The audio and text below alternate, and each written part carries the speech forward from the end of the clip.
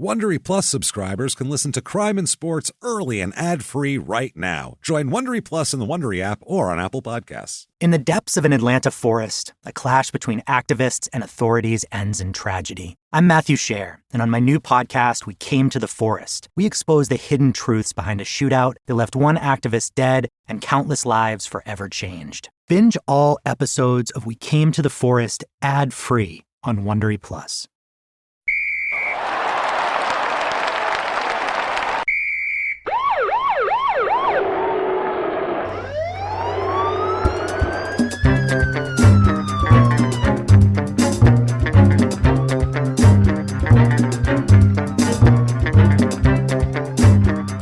Hello, everybody, and welcome to Crime and Sports. Yay! Oh, yay indeed, Jimmy. Yay indeed. My name is James Pietragallo. I'm here with my co-host. I'm Jimmie Whisman. Thank you, folks, so much for joining us today on another crazy edition of Crime and Sports. Last week was wild with J.R. Smith, obviously, laying pipe all over the place. And then people trying to get that pipe. And then this week, we're back with more pipe, as we'll talk about. We have a very famous guy this week, and one of the, as we like to call, a heavy hitter that everybody kind of knows. Casual non-sports fans know who this person is. So this will be a lot of fun. We are absolutely exhausted, first of all, and these are the best episodes. We tend to have more energy when we haven't slept in 2 days, and we did 2 live shows 12 hours ago. So it tends to be the better show. So thank you for joining us today. Before we get into the show, thanks for everything you do for us.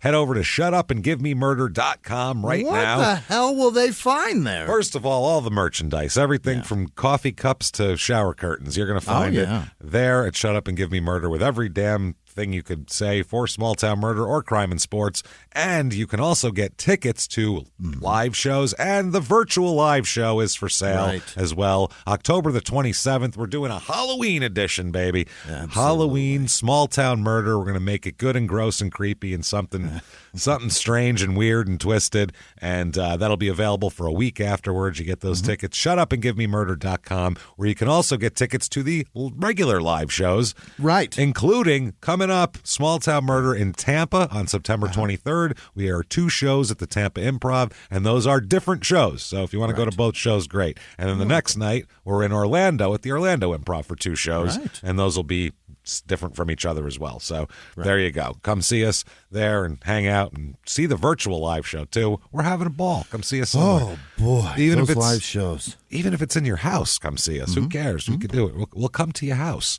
So, yeah, it's all good. So do that. Come see us. And then as well as that, you definitely want to be on Patreon.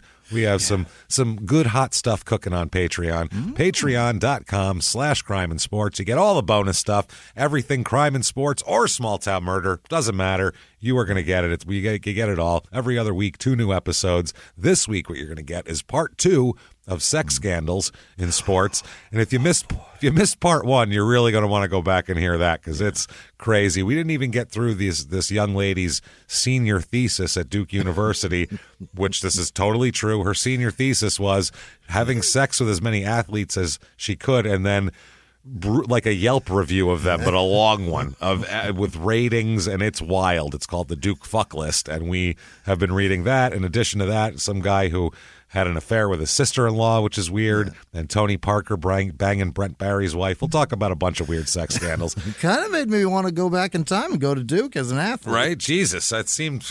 Wow. I want to know what she would have thought of me. I think that's just if you're an athlete in college. I think that's going to be your experience in either way. So then for Small Town Murder, we are going to talk about that Zodiac Killer documentary that's on Netflix, the new one, is it Most Dangerous Animal or whatever the hell it's called? Yeah. It's the one, this idiot thinks his long-lost father's a Zodiac Killer and writes a whole book about it and really made some tenuous connections that turn out to be a total load of shit. But it's very interesting, and we'll talk about where the actual Zodiac investigation is at this point and who might be the killer and all that. And we'll come up with some weird stuff for that.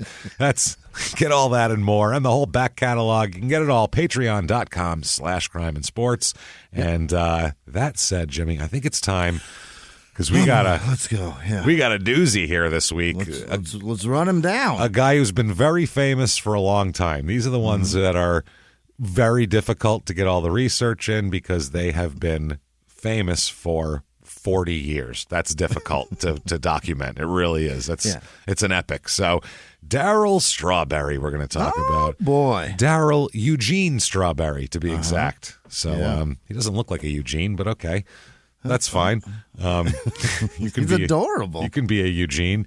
Yeah, the picture of him, because we did this as a live show last night. We like 12 hours ago, and we did this, and it was the picture of him as a child. He is one of the most adorable children. Truly, yes, adorable children.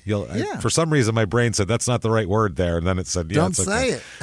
One of the most children. I was like, no, child. No, that wouldn't have been the right word either.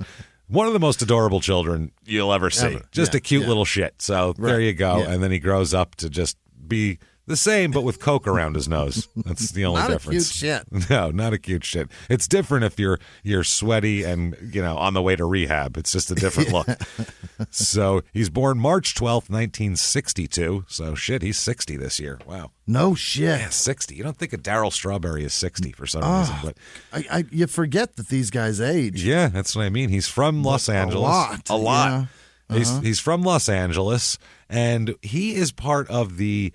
Nobody knows the exact connections because we're talking like third cousins and shit like that. But Darryl Strawberry, Gary Sheffield, Doc Gooden, Eric Davis. There's one family mixed in there. Yeah, that's a shitload of baseball talent. Is Fred McGriff related to them too? I don't think so. So. I've only heard of the four, but he could be. There could be more. I wouldn't be surprised. I wouldn't be surprised because those four I swore are amazing, Sheffield and McGriff were related. No, I think they just played together for a while in Tampa. Remember, they were in Tampa in the late 90s together. They just wear their hat similarly? Maybe. Now, Fred McGriff wore his hat like an old man. He wore it like sitting kind of pipe hot. Like forward with the big stovepipe. Sheffield was more... Didn't Sheffield wear it like that? Maybe for a little while, but all he those was hats more... were basically like that. Fred McGriff wore it like an older gentleman coaching Little League wears a hat. That's how Fred McGriff wears it. Or an 8-year-old with his first hat. Yeah. And he puts it like one notch too tight. Yeah. But he just sits it up there. Some little kids used to do it like that so it would fall off when they run because that looks cool. You know what I mean? Yeah. You run for a ball, your hat. He ran so fast, the wind blew his hat off. That's, you know what I mean? Looks like you look like Willie Mays and shit. So he grows up in Los Angeles, grows up in Crenshaw to be exact. So yeah, Darryl comes from a kind of a rough area. He is kind of a big family here. He's the third boy. They have 5 kids altogether in the family. They have 3 boys and then 2 girls, and he's the last boy born, Darryl. So that's how it works. His parents are Henry, and I couldn't make this up if I tried because it would not be believable. But his mother's name is Ruby Strawberry. It's fantastic. That is amazing. She just met Henry, and she was like, well, I don't really find him attractive. I don't like him that much, but his last name's Strawberry. I kind of have to marry this guy, right? I have no choice. Can't find a guy named Grapefruit. No. Either way, Ruby, Strawberry, Red. It's amazing. Yeah. And I would hope she wore nothing but red as well. I'm Ruby Strawberry. And he'd be like, well, yes, you are. Of course you are. Obviously. I should have known. And so by 1970, so Darryl's 8, and, family, the 2 sisters have been born after him. And they have a small house in Crenshaw. That's what they're living in. And basically his father was terrorizing the family at this point. Just a monster. Absolutely. He holds down a steady job and everything like that. Pays the bills. Yeah. But when he comes home, he gets shit-faced and beats the shit out of everybody. So that's what he does. He's one of those guys back then who was just like, I worked all day, damn it. And, if I want to smack my wife around, that's my right. Or, whatever the fuck people are thinking. Home bruising the whole carton of strawberries. That's it. Oh, all of them. The whole thing. They're going to be useless. They're going to be useless. Thank God they're not. Gross. Thank God they're not the egg family. They'd be a scrambled eggs. Mess over there. House is full of yolk. He's a real egg beater. He's a real egg beater, buddy. So apparently his father, big boozer, like I said, his father also was a good baseball player when he was younger. And that's kind of where I guess he gets his talent. Darryl does. And he said he'd come home in drunken rages, and he'd beat the hell out of Ruby, and he'd also beat up his Darryl, and then he'd beat up his older brother Ronnie as well. What the fuck, he just man? beat the hell out of everybody. And we've often asked this many, many times, is it better for these fathers in these crime and sports episodes to just leave and never come back when the kid's a month old, or to stick around and beat the living shit out of everybody within arm's reach? One way or another, you're going to have a chemical dependency. It's something, but it's happened. I mean, this is kind of this is like the bad father who beats him, as opposed to like the Todd Marinovich father who's overbearing and trains him, or like J.R. Smith was last week, because his parents were very much like the Marinoviches. They were, I mean, from the time he was a newborn, they put basketball hoops in his crib, like that mattered. Fostering some sort of growth. Yeah, it was weird. So Darryl, he said he spent his younger years in fear, basically, just always in fear of his father. And he said one night Henry came home shit-faced and started to yell at Ruby and then beat Ruby up. So let's let Darryl describe how this went down, okay? Quote, "My dad was a raging alcoholic, and he would come home night after night drinking and be very loud and, disturbing the whole house and wake us up in the middle of the night." Holy shit. And when I was 14, he woke us up that night and he was drunk. And my older brother Michael said, "Why don't you just get out of here and leave us alone?" And he actually pulled a shotgun and said he was going to kill the whole family at that particular time. Holy shit. He wasn't taking a rain check. He wouldn't pick up the shotgun and go, 3 o'clock tomorrow, you're all fucking dead. He wanted to do it right at that particular time. So that's good. At least he's not a planner. He's Johnny Ringo on a street of Tombstone. I want your blood. But later, we'll make an appointment. I'll call you and we'll figure it out. He said so, and had it not been for my wonderful mother getting us boys out of the house, because we went into action, we were very serious about protecting our mother. And one of my brothers, Ronnie, went and grabbed a butcher knife. And I went and grabbed a frying pan, and we were going to actually kill him. Hell yeah. Oh, my God. Kill him like Martha Stewart would. Making fucking strawberry smoothies over here. Yeah, hell yeah. He said, and I was only 14, Ronnie was 15, and had it not been for Mom getting us out of the house that night, it would have been a tragedy in my life. Yeah. Jamba Juice in that motherfucker.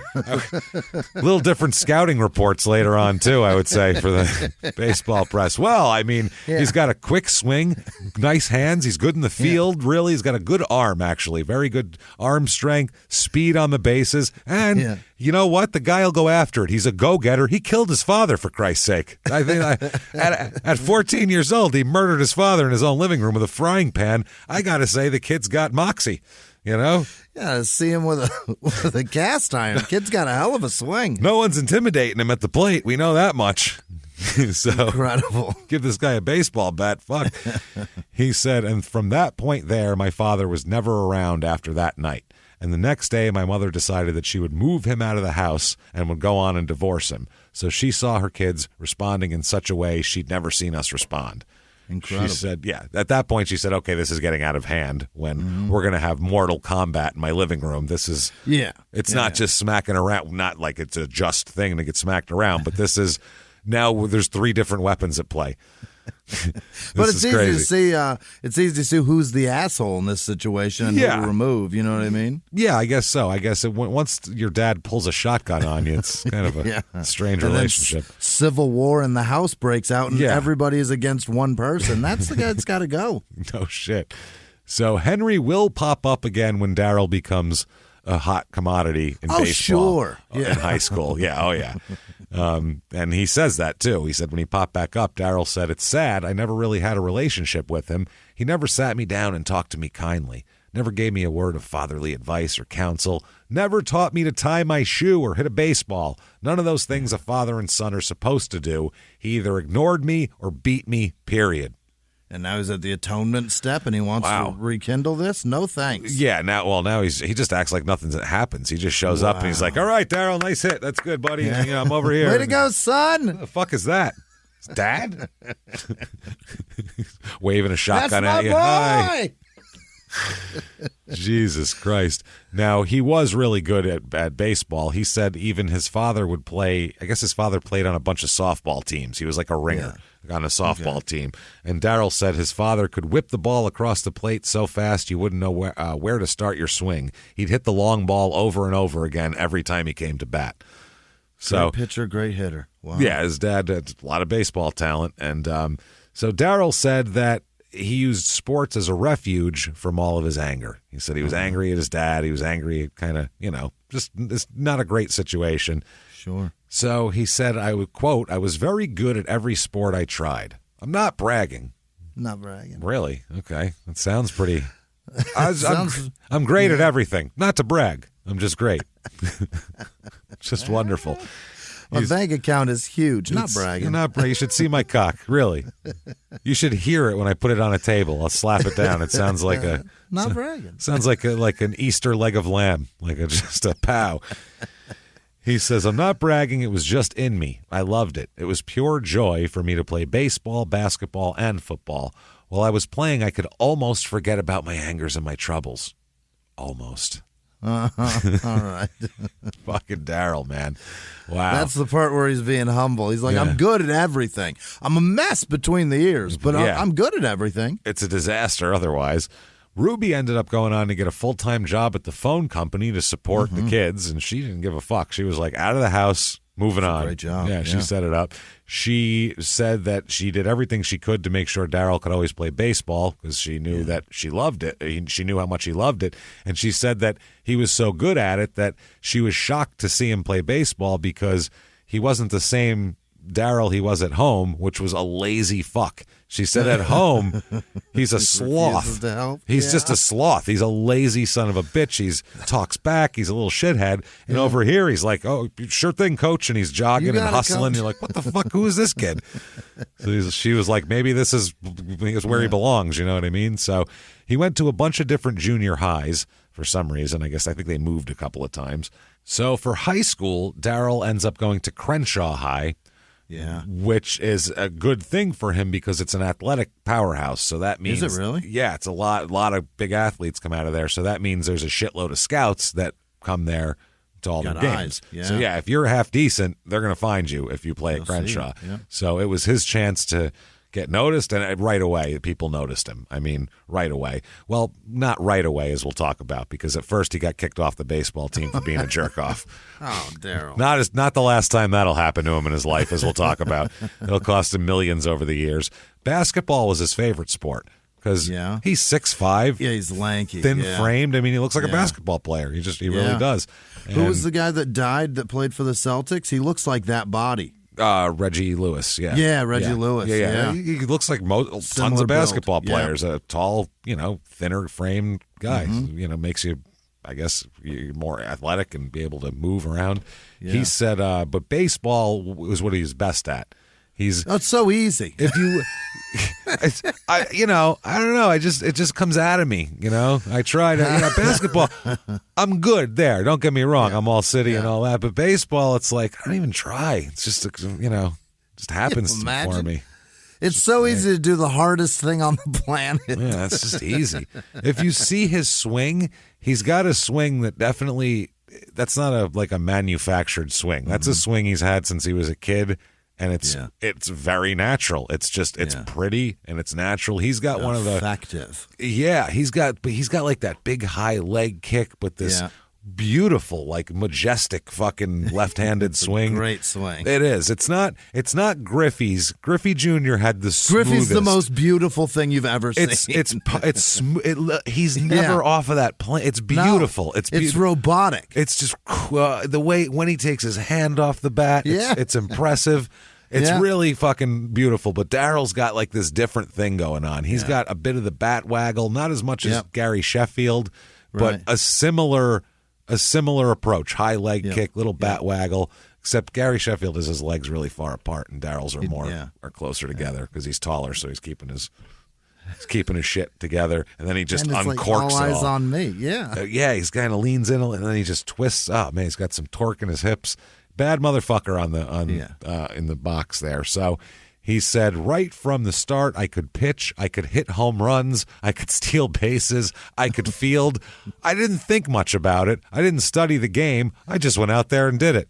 Fuck you, Fuck man. you, Darryl. Yeah. Suck my fucking ass, Darryl, you fucking jerk. I'm not bragging. I'm not bragging needs to be. The hardest thing on the planet. It's not bragging. I just did everything correctly. I don't know. I just thought it was easy, to hit the ball. Yeah, guys were trying to throw it past me and stuff, but I just hit it and catch and get caught it. How do you do that? I'm just faster than everybody, so bases were easy to steal, and, just the way it is. So by the time he gets to high school, he's got a reputation already from like the little kid leagues and everything like that. But his coach, the coach's name is Brooks Hurst, he said that Darryl pissed him off a lot because Darryl was only a half-effort kind of kid, and it made him mad. He said, I had to sit him down and talk to him a lot. I had him run laps. I would tell him, the scouts come in here with assumptions about inner city ball players. You have to counteract that. Don't give them the ammunition. But finally, I just ran out of patience, and he got kicked off the baseball team when he was a freshman. Sorry you had to coach. It's like, sorry, dude. But, I mean, if he's not, the problem is in a school like this, there's a lot of good kids. So it's like you're taking a spot from somebody else who will try harder. So, sorry. It's probably exhausting to say the same thing over and over to every goddamn kid. Well, and it ends up being the best thing for Darryl because it teaches him a lesson, because before that, he could get away with everything, and they go, oh, but he's so talented. And this time, this coach went, hey, I know you're super talented. You're cut, though, because... So's the guy that backs you up. You got to be...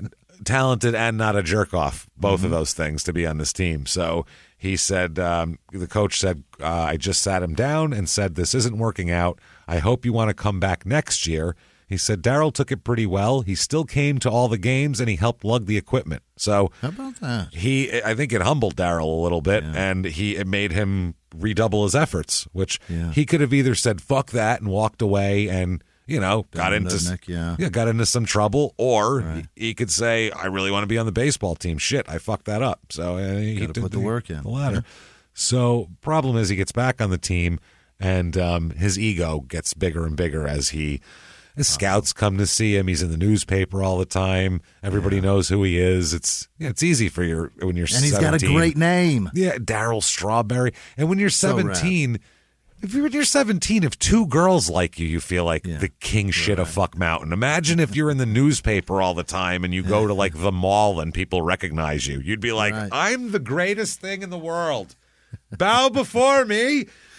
You'd come home, you'd tell your parents to go fuck themselves. You'd be like, what are you talking about? Nobody recognizes you at the mall, Ruby. You've got a better name than me, and I'm still crushing you. Fuck that. Yeah, why didn't you name me something? I could have been Cherry. It would have been so much better. So he kept doing that, though, and the press build up around him, and the baseball draft when he's a senior is coming up, and they're saying he's going to be a first rounder, so a lot of local press and things like that. And then finally, Sports Illustrated does a feature on Darryl during his senior season in high school. Unreal. Imagine being a senior in high school and anything written, leafing through the Sports Illustrated that talks about you. What are you doing, Darryl? Oh, I'm just reading about me in Sports Illustrated. You'd be, oh my God, the ego you would have. Just reading about me. Holy shit. It had a picture of Darryl, and under the picture it said, Darryl, 18, is likened to Ted Williams at 17. Wow. Ted Williams. Wow. It's like, arguably considered he's top 5 hitter of all time. I don't think that's really arguable. It's just top spot. Who knows? Whatever you think. Yeah, who knows? He said he's got a Williams type physical makeup, tall, rangy, good leverage. He's got bat quickness. He can drive the ball. The ball just jumps off his bat. Unreal. Unbelievable. Jesus Christ, Darryl. So the 1980 Major League Draft coming up. Yeah. And the funny thing about those drafts is sometimes guys in the 47th round end up being a star, and guys in the first round never play shit. So number 1 pick overall, Jimmie. Darryl fucking Strawberry. It's Darryl Strawberry. There he is. Number 1 pick overall. The number 2 pick never ever played in the majors, by the way. What? So that's how tenuous baseball is in the draft. The number 5 never even played. Number 5 pick never played in the majors either. So 2 out of the top 5 picks never played in the majors. What? They just probably washed out in single A or double A or triple A or something? Couldn't hack it. Yeah, they both were high school guys, and it's high school guys are they're a risk because they're kids. You don't know how they're going to develop. They could turn into assholes. And one of the guys was a college player, even. Just sometimes no kidding. Doesn't work out for him. So, also Kelly Gruber in that first round. Remember him on the Blue Jays? Yeah. Kelly Gruber there. Darnell Coles. I remember him, too. Okay. Dennis Rasmussen, the pitcher. Glenn Wilson. Some guys. Also Billy Beane in that first round, who was the Moneyball guy. He was drafted then? Yeah, he's drafted in the first round, same as Darryl. He was that hot shit of a prospect. Fascinating. It was in their system, the Mets had, and they said it, for all of the tons of New York press, it was Darryl and Billy Beane is the outfield of the future. That's all we're going to need. We got our whole outfield taken care of. Never even thought about Lenny Dykstra, and Billy Beane turned out to be shit, and Dykstra turned out to be that guy for him. So that's a weird thing. Also, Danny Tartable that year, and also Eric Davis. He was a great player. It was, I think, like we said, his cousin in some way, shape, or form. I didn't know that he was that old. He never looked Eric Davis always looked good for his age. He's one of those guys. I thought he was like a rookie in '93 when he was playing. Christ, I remember him in like '88-ish. I remember his baseball cards. Oil Can Boyd also in that draft, so we've talked about him plenty. Oil Can Boyd, we've talked about a shitload. Oh, Doug Drabeck as well. Look at that. Really? Yeah, Doug Drabeck, Terry Steinbach. Wow. Pirates, Drabeck? Pirates in the early 90s. Doug Drabeck on the Pirates. Yeah. Darren Dalton, who's crazy as a fucking shithouse rat nowadays. Yeah. Oh, boy. Was it the Phillies that did that to him? I think living in Philly that long? I think he's been hitting the head. It's that kind of. Got to, right? It's like, what the fuck, bro? Because he's not. What's happening, Darren? I asked, because Rod was the one who pointed it out to me. Rod Beck, when he was alive back in the day, he was like, "You heard Darryl Dalton's shit lately?" And I'm like, "No." And he goes, "This shit's crazy." And he looked it up, and I was like, "Oh my God, what the fuck's wrong with Darryl Dalton?" He's like, he wasn't that crazy before. He goes, "I mean, he was never normal," he said, but he wasn't like talking about aliens and shit. He wasn't crazy. So, holy shit, Chris Sabo too with his fucking goggles. Yeah. The only guy baseball field who wore goggles. Cincinnati. Such a weird look for him. He shows up with a bald head and goggles, and you're like, the hell? What are you about to do? Are the bleachers in the outfield need a welding? What do you got those for? What you got your wood burning goggles on for? What's happening there? You mixing elements in the fucking dugout? Why do you need so strange? Either that or he tried to play basketball and couldn't, so they just put a hat on him. He's like, I'll keep these. They're prescription. Loves Kareem. This is all I have. And so Darryl gets drafted first overall, makes $200,000 right off the bat. They give him in a signing bonus. Yeah. And he says, quote, "I thought I was bigger than life and nobody could tell me nothing." Yeah. Yeah. You can't. I don't know how you wouldn't think that at 18. He gives you all that money and is like, "You're the greatest." Of all the baseball players, you're number one, Darryl. You're it. Here's a bunch of money. Now, be a good person and don't let it go to your head. Be a great guy and keep doing all that amazing stuff on the field that we like. Oh, my God. Keep being a superhero, though. He said, "That wasn't anything personal. It was always because of the fact that I had been controlled for so long. Now, this was my outlet, and this was where nobody was ever going to control me again." Okay. Nobody. Only cocaine will control me from now on. Nothing else but cocaine. Cocaine and women that I pay and things like that. You know, that'll... Yeah. And then even the ones that I don't. Oh, my God. Darryl's got problems. So by 1980, he's in the farm system here, and he's a fuck-up still. His work ethic is shitty. They say he arrives late to the games pretty much all the time. You have to be there 3 hours before the game. It's always 2:30, 2:45. But you're not allowed to do that. There's a certain thing with baseball. A lot of teams will, fine you if you're late for that kind of shit. So he kept doing it, though. He even just didn't show up one day. No call, no show to baseball game. But you can't do that. No. Can't do that to the Mets. It's like, it's not the Mets. It's the Kingsport, whatever the fuck, of the Appalachian League of the but rookie. It's their shit, right? Yeah, they're paying you money to do this. That's the problem. Mm-hmm. You're getting a paycheck. This isn't like a rec league on the side. You got to be here, man. This isn't a beer league for softball. So he does that, but they said that, he basically, they'd find him and he'd just do it, and then he'd show up late again. He just didn't care. Find me, fuck it, I don't care. So he hits pretty well. He hits .268 with 5 home runs in 44 games for Kingsport, of the rookie league. Yeah. Not too shabby. 81, they move him up to Lynchburg in single A, and he plays 123 games there, so you can kind of get a better sample size. Hits .255 with 13 home runs. There you go. Not bad. Have you ever gotten a message out of the blue? Maybe you ignore them. Or maybe you end up in conversation. Maybe they tell you about an amazing offer. I can really show you how to make some money. And maybe that gets you into a lot of trouble. But this isn't a story about people like you, the people receiving these messages. This is a story about the people behind the messages, on the other end of the line. Thousands of them, working in a micro-city built for scammers. From Wondery, the makers of Dr. Death and Kill List, comes Scam Factory, a new series about survival at the expense of others. Follow Scam Factory on the Wondery app or wherever you get your podcasts. You can listen to Scam Factory early and ad-free right now by joining Wondery Plus in the Wondery app or on Apple Podcasts. He was hip-hop's biggest mogul, the man who redefined fame, fortune, and the music industry. The first male rapper to be honored on the Hollywood Walk of Fame, Sean Diddy Combs. Diddy built an empire and lived a life most people only dream about. Everybody know ain't no party like a Diddy party, so. Yeah, that's what's up. But just as quickly as his empire rose, it came crashing down. Today I'm announcing the unsealing of a 3-count indictment, charging Sean Combs with racketeering conspiracy, sex trafficking, interstate transportation for prostitution. I was up. I hit rock bottom, but I made no excuses. I'm disgusted. I'm so sorry. Until you're wearing an orange jumpsuit, it's not real. Now it's real.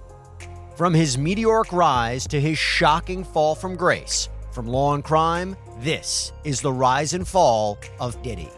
Listen to the rise and fall of Diddy exclusively with Wondery Plus. 82, they move him up to AA, and that's when he starts really cranking it. He hits .283 that year with 34 home runs. So you got a guy hitting almost 300 with 34 home runs in AA. It's pretty good stuff. That's AA's where all the talent is, too, where all the good pitching talent is. So he's going up against guys with good stuff and shit like that. So that's really something to look at. So 83, they're looking at possibly, he's only going to play a little in the minors. If he still looks good, they're going to bring him up to the Mets if they need him, because the Mets suck at this point too. Yeah, the 83 Mets are 68 and 94. So it's a they need help. Tough season to be a fan of something. They need fucking help is what they need. Yeah, it's bad. So AAA in 1983, he hits .333 with 3 home runs in 16 games. So all threes, and they said, fuck it. It's like a slot machine. We got to bring him up now. And the 83 team, too, it's got problems. Ron Hodges is the catcher. Keith Hernandez playing first base. They just got him from the Cardinals. Brian Giles playing second base. We know of Brian Giles. Not that Brian. I think this is his dad. The other one's a junior. Jose Oquendo. Hubie Brooks is the third baseman. George Foster, late in his career here, is Josh. What do you have? George Foster only had. He had 28 home runs that year. God, he was a bad motherfucker. They were starting Mookie Wilson in center field. It's just not a great team at all here. So he, for the Mets, in 122 games, he hits .257 with 26 home runs. Wow. So for a rookie, that's great. And it's so great that it earns him the Rookie of the Year honors. Well, that's easy. Yeah, that's on that team. Yep.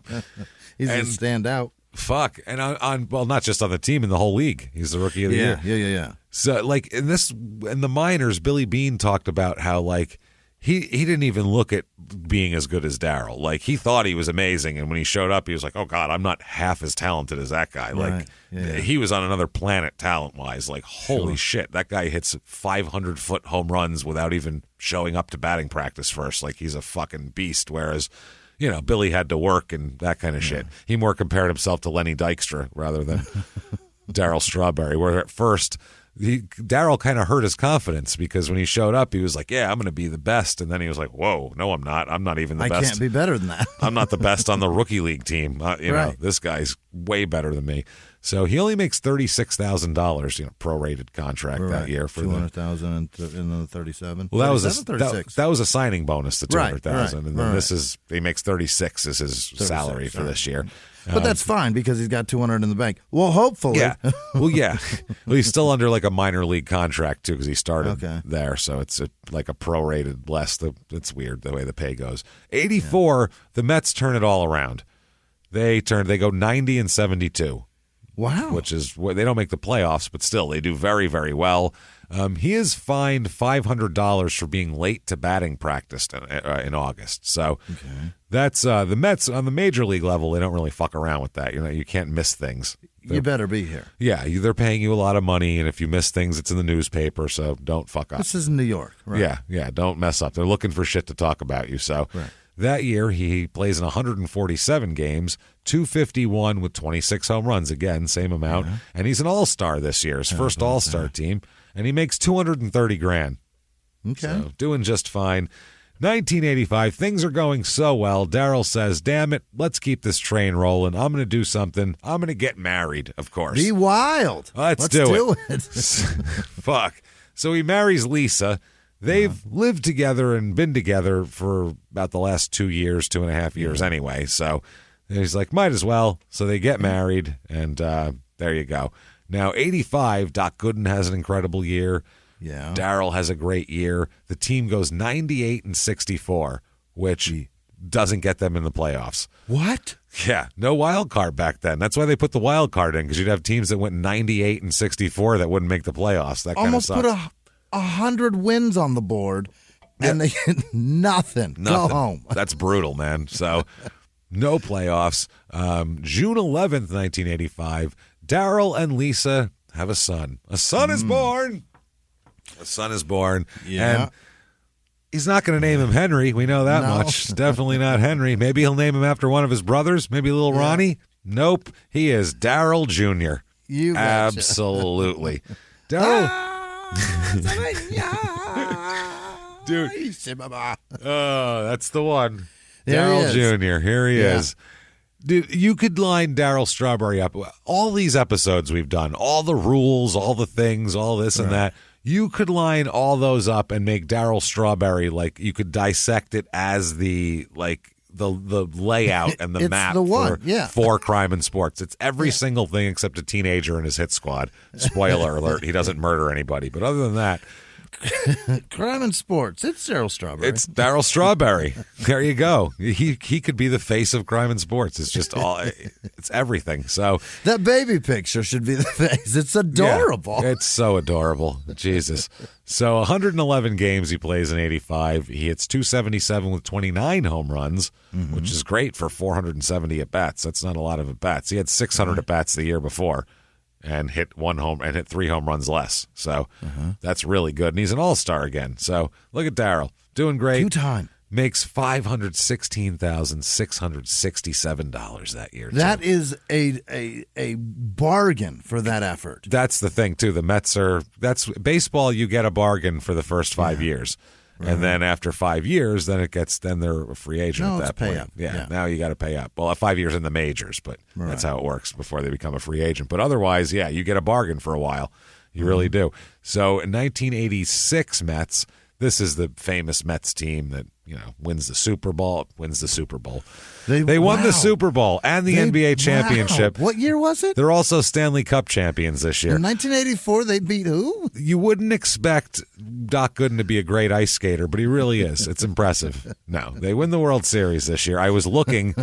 In front of me is something they did that year, and it is they were, quote, inspired by the Super Bowl shuffle. Okay? In other words, everybody after 1985 made a rap song. Remember Wrestle Rock Rumble? Yeah. It's the same exact thing. It's the same beat. It's the same thing. They hired the same orchestra, the same DJ. Any stupid producer can put that crap together. It's the same fucking beat, and then they have terrible people who shouldn't be singing or rapping rap over things, which is embarrassing as fuck. And it's so George Foster's rapping on it. He seems too old to rap. Yeah. Also, it's a really weird thing, but they record Let's Get Mesmerized, it's called. No. Oh, yeah. Let's Get Mesmerized. And it's just, the chorus is, get mesmerized, get mesmerized. No. Get mesmerized, get mesmerized. Over hate it. And over again. And it's so weird, too. There's 9 of them in it. It's Lenny Dykstra's in it, and Kevin Mitchell, and Howard Johnson's in it for some reason. It's so weird, man. It's a weird looking at it. They put out an album and everything. Like, it's no good. There's 3 songs on the album. There is Get Mesmerized, obviously. You know, they have that, the regular version, the radio version, we'll say. The one that everyone's clamoring for. Well, it's the one that you know. It's the one that everyone knows. Yeah, it's the banger. We all know it. So you got that one. Then they have the long version, which I don't know what the fuck goes on in the long version. If there's extra verses, I could only find the regular version. So I was very disappointed. I couldn't find if Mookie Wilson. Extended cut? Jesus. It was 7 minutes long of Get Mesmerized. And we listened to it at the live show over the speaker. You can't. We can't get through 1 minute and 40 seconds of it before I'm like, okay, I got to turn this off. I can't even understand, George Foster, what the hell he's saying. And then it's just such a weird thing. Then they have the third track on the EP, I guess, is just an instrumental in case you want to freestyle over it. Maybe you want to pretend to be one of the Mets players. Think you're better? Think you can rap terribly over this beat? This basic Foster beat. jersey, get into it. Let's do it, motherfucker. Oh my God. The team commissioned the song. It's composed by Lee Palmer. You know what his claim to fame is in music? No. The Meow Mix jingle. What? We got the Meow Mix guy? Before this, he wrote, and I quote, meow, meow, meow, meow, meow, meow, meow, meow, meow, meow, meow, meow, meow, meow, meow, meow. Meow, meow, meow, meow, meow, meow, meow, meow, meow. Meow, meow, meow, meow, meow. That's what he wrote before. Yeah. So when you have a musical talent before you like that, you gotta get whatever you can out of that brain. That's what he wrote. It's not a jingle. I guess that is a jingle. Yeah, it's not a song. Yeah. Which couldn't get the By Menon guy? He wouldn't do it. He wouldn't do it. He did the Super Bowl shuffle, and he was like, listen, you know what? That's what I've done in that genre. I've made my mark. I've laid my pipe. Now it's done. And that's what it Meow Mix guy. Meow Mix guy. That feels like bottom rung. The Mentos guy at least wrote a whole song. Yeah, but this is not as catchy as this, though. You know what I mean? True. That's the one thing. word, babe. That's the genius of it. It's just meow, meow, meow. And it's catchy. We all know it. I just sang the whole thing from memory from 1989. I mean, I guess you could do that. I'm impressed you got all the lyrics. I'm gonna be honest. I got it down perfect. It's a tough one, but it's my karaoke go-to, really. So I should know it by now. But I would like to see the internal discussion of that. And we're making a song. All right, I mean, work for the Bears, and the AWA wrestling seemed to work for them. Sure, why not? Let's get a song going. All right, well, I'll find somebody cool. And the guy comes back in the office. And he's like, all right, everybody sitting down. Everybody good. Sandwiches down for a minute. This is exciting. I have exciting news. I got a composer. No shit. Who'd you get? Okay, now. I'm not even going to tell you. Listen to this song. Click. And they're like, you got the fucking Meow Mix guy? High five. Fuck yeah, baby. They were probably jacked about it. Yeah. Oh, man, the Meow Mix guy, dope. That's fucking awesome. They were just bumping dicks and shit. Losing their mind. Losing their minds. Wait to see them. Oh, it's going to be amazing. So they ended up making a 4-minute video out of this. Or no, that's that one. Bad.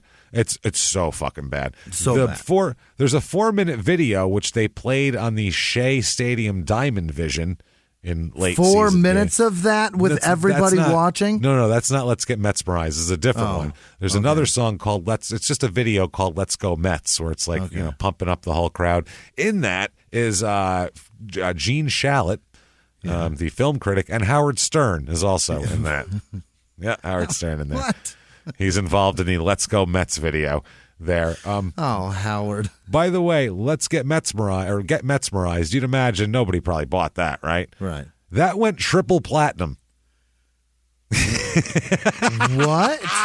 I've never seen Jimmie more surprised in my life. If I told Jimmie I was actually from the planet Neptune, he would not have been more surprised than if I just told him that Get Mesmerized went triple platinum.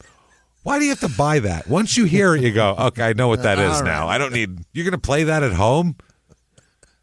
Just bop it. Yeah, wait, rewind it, man. No, George Foster's verse again. Let's hear it. What the fuck are you talking about? Triple platinum. I want to hear not another word from Kid Rock about being triple platinum. Triple platinum, Get Mesmerized. So anybody who's a triple platinum recording artist, just know it's not that impressive. So is Lenny Dykstra. Say, that's fine. Lenny Dykstra has a triple platinum rap album. So that's how important that shit is exactly right there. Howard Johnson did it too. Yeah. A bald white man who's 24 years old is a triple platinum rapper. So it's not hard apparently to be triple platinum in things. Platinum. Triple plat, baby. Eat shit, Kid Rock. Oh my God. So in 86, this team is much better. Now I said, they got like Kevin Mitchell on there. They got Gary Carter from the Expos. They got a few more pieces in place that they needed to become a good team. And of course, Doc Gooden pitching and David Cohn, and they're nasty at that point. So the Lenny Dykstra, obviously in there as well, as we've talked about. Now, Lenny Dykstra is very famous for talking about Darryl's penis. Let's hear what Lenny has to say about Darryl's penis, because, who's not curious to hear what he has to say? He says, a guy that if we're going to trust anybody to be honest about a penis, I'm going with Lenny. If he's given someone credit for his fucking cock, I think it's probably real. That's the thing. Yeah. Yeah. He's actually seen it. It's not some weird conspiracy or something like he gets into another thing. So Lenny's loves penises. Yeah, big time. Just like Stevie's loves frogs. He says, quote, "That guy was hung like a swamp mule." Mm-hmm. The noble swamp mule that we've all heard tell about. Like a swamp mule. He had a hammer from hell. Hell yeah. I want that tattooed. Quote, "It was traumatizing." Imagine having someone say that about your penis. That'd be wonderful. Yeah. I don't know. I don't know what personality Lenny put into that, whether it was like excitement or if it was like, he had a swamp mule hammer from hell. Oh, I've heard him say this. It's traumatizing. No, it's that guy's hung like a swamp mule, had a hammer from hell. It was traumatizing. Like he's just like, damn, big old dick. That's Lenny's attitude. Big old cock. That's what I'm thinking about. So there you go. The 86 Mets are 108 wins and 54 losses. Just fucking really good. They beat the Astros in the NLCS, and they go on to play the Red Sox in the 86 World Series, which is the famous World Series we've talked about many times here, where they win the World Series. Yep. Yay, everybody's very happy there for them. And Darryl himself hits .259 with 27 homers, 93 ribbies, and he's an all-star again. So fantastic. Can't complain. So far, his home runs have been 26, 26, 29, 27. And a ring. You know what you're getting from Darryl, basically. Yeah, he's got a ring at this point, $945,000. There's this picture that they do, this photo layout with him and his wife, and he's like standing there leaning back against his expensive car in his Met uniform with his arm around his pretty wife with their big house in the background. It just looks so wonderful. His big fat World Series ring. Yeah. Grace. We're going to say it's Grace now, Darryl. It's as good as it's going to get for you, sir. Sure. The world is it's his oyster. It's his the world is his pussy at this point, and he's just got his hammer from hell is about to dip in it. That's what it is. The world is his. Just dragging it across it, up and down that slit. It's his willing, horny woman. That's what the world is for him right now. And he is just planting his dick in every goddamn glory hole he can find. His dick just perpetually is just dripping wet. That's what it is. Yeah. It's always got from some activity. Always. He carries around a hand towel just to just to dry it off once in a while so the skin doesn't get raw. You know what I mean? Oh, Jesus Christ. Life is good. So the problem is things aren't great at home. This picture doesn't really speak to the actual inside problems that they're having. Lisa says that Darryl has been beating the shit out of her on a regular basis. Oh, yeah. He's going full Henry. He comes home drunk and beats the shit out of her. Asshole. Yep, he says he didn't. But the problem is he had a broken nose in Houston during the NLCS. And the cops the cops came to another Long Island bout that they had, some sort of domestic problem. I don't know. But she says, Lisa's claim is that he broke her nose when he came back to the hotel room in Houston after it could only be this, really. Yeah. The Mets set up a private party room for the ball club. Let's not get in trouble, guys. We're going to set up a private room, just you guys, so nobody will bug you. Then you go back to the hotel. Who could get in trouble doing that? Darryl Strawberry. Maybe it's because, first of all, the bar they chose to have a private room at is Cooters, it's called. When you go to Cooters, you expect someone's getting arrested before the end of the night, probably, or at least the cops are getting called. Or very cheap blowjobs are being doled out. Oh yeah, Cooters. You can get you a blowjob for $40-$45. That's not a problem. I mean, that's who on the payroll at the Mets chose that as the Cooters. Y'all heard of Cooters? That's a good one. You like it there.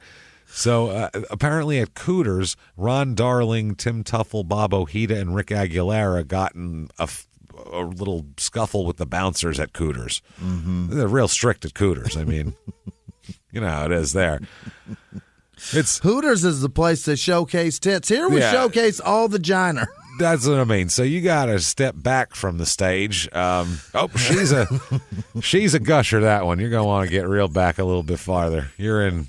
That's a Shamu splash zone. That's in the splash zone, son. So we do offer ponchos if the need should arise, if you'd like that. But still, I wouldn't advise. They hand you a poncho.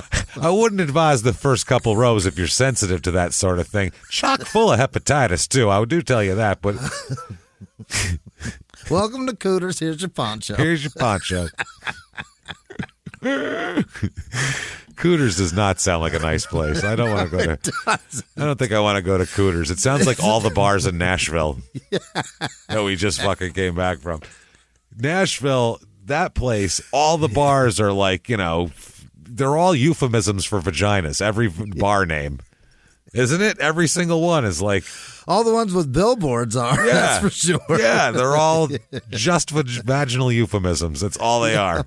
Come here where there's pussy. That might as well be the billboard. We have women plied with alcohol here. Come find them. If you don't go out and you just use the billboards as an indicator of what that town's about, you will turn around and get right back on a fucking plane. And then if you actually explore the place, you'll run quick, even faster to the airport and get the fuck out of there because you're like, oh no, it's even worse. Yeah. I thought it was a scummy bar called Cooters, but it's actually a shiny bar called Cooters, where they turn you upside down and shake the change from your pockets because drinks are $12. You think it's one sort of shitty, and then it's another completely new, a surprise sort of shitty, that city. It's amazing. Oh, no, it's terrible that direction. I thought it was terrible like this. Totally missed the point there. Fuck. I went to a bar on Broadway and drank for 8 hours, and it cost me $80. It was so cheap. That's pretty cheap. Well, yeah, you found like a less populated. Yeah. You didn't go to like a place where... No, I went to the roof. Yeah. And sat in a corner. Less groups of women who all just bought the same pink cowboy hat together. Right. Less groups of those. And white boots. What is that? That seems to be a very popular thing. Oh, yeah. Everybody with white boots, not a scuff on them. What the fuck? Brand new. Well, their hat's brand new. No sweat. It's 96 degrees and humid. There's not a sweat mark on their hat. You just bought that. If you wear that for an hour, you're going to look like fucking Willie Nelson, and you know it. That's what it's going to do, sweaty and dirty. Sweat like Toby Keith, you bastard. You're going to be dirty, and your hair's going to droop. Fucking ridiculous. Yeah. So anyway, that's what ended up happening. They said that Darryl came back and she said beat the shit out of her, broke her nose after apparently he was denied at Cooters, I'm sure. And very angry. Do you believe it was a punch or was it like an instrument that he hit her with? It probably she said he punched her. Yeah, he punched her in the nose. Punch a woman in the face. Yeah. That's really going hard, man. That's a little much, I think. Yeah. You think? We're being obviously sarcastic. It's a lot much. It's fucking ridiculous. Yeah, women he's can't a lot take bigger punches, than her, too. man. Not ones that are smaller than you. The only ones that should take punches are as if you're in a sanctioned fight in a ring and you're both trained for it. And she said, "I'll take his punch." Then you go, "Well, I mean, you want to get? She wants to get fucking fine. Then I'll punch her. That's it. Otherwise, don't punch women." She wants to get fucking punched. I'll punch her. That's it. I mean, we're both getting paid. It's all sanctioned. There's a doctor standing by going, "No, go ahead, punch her. I'll check her out if you hurt her." I guess we're punching each other then. And she can punch back, and she knows it's coming. That's the other thing. Yeah. That's the other thing. That's a big part of it. She volunteered for it is the third thing. That's the really important part. Other than that, I don't know another situation where it's cool to you should hit a woman, really. I can't think of one. God, it's so crazy. So, I don't know. It's an interesting thing there. So 87, January 30th, 87 here. She files for legal separation. Not quite divorce yet, but separation. Let's think it over. Yeah. Restraining order as well. He's not allowed to come within 100 yards of her mother's home where she's staying. And she also wants, sole legal custody of of Darryl Jr. as well. Yeah.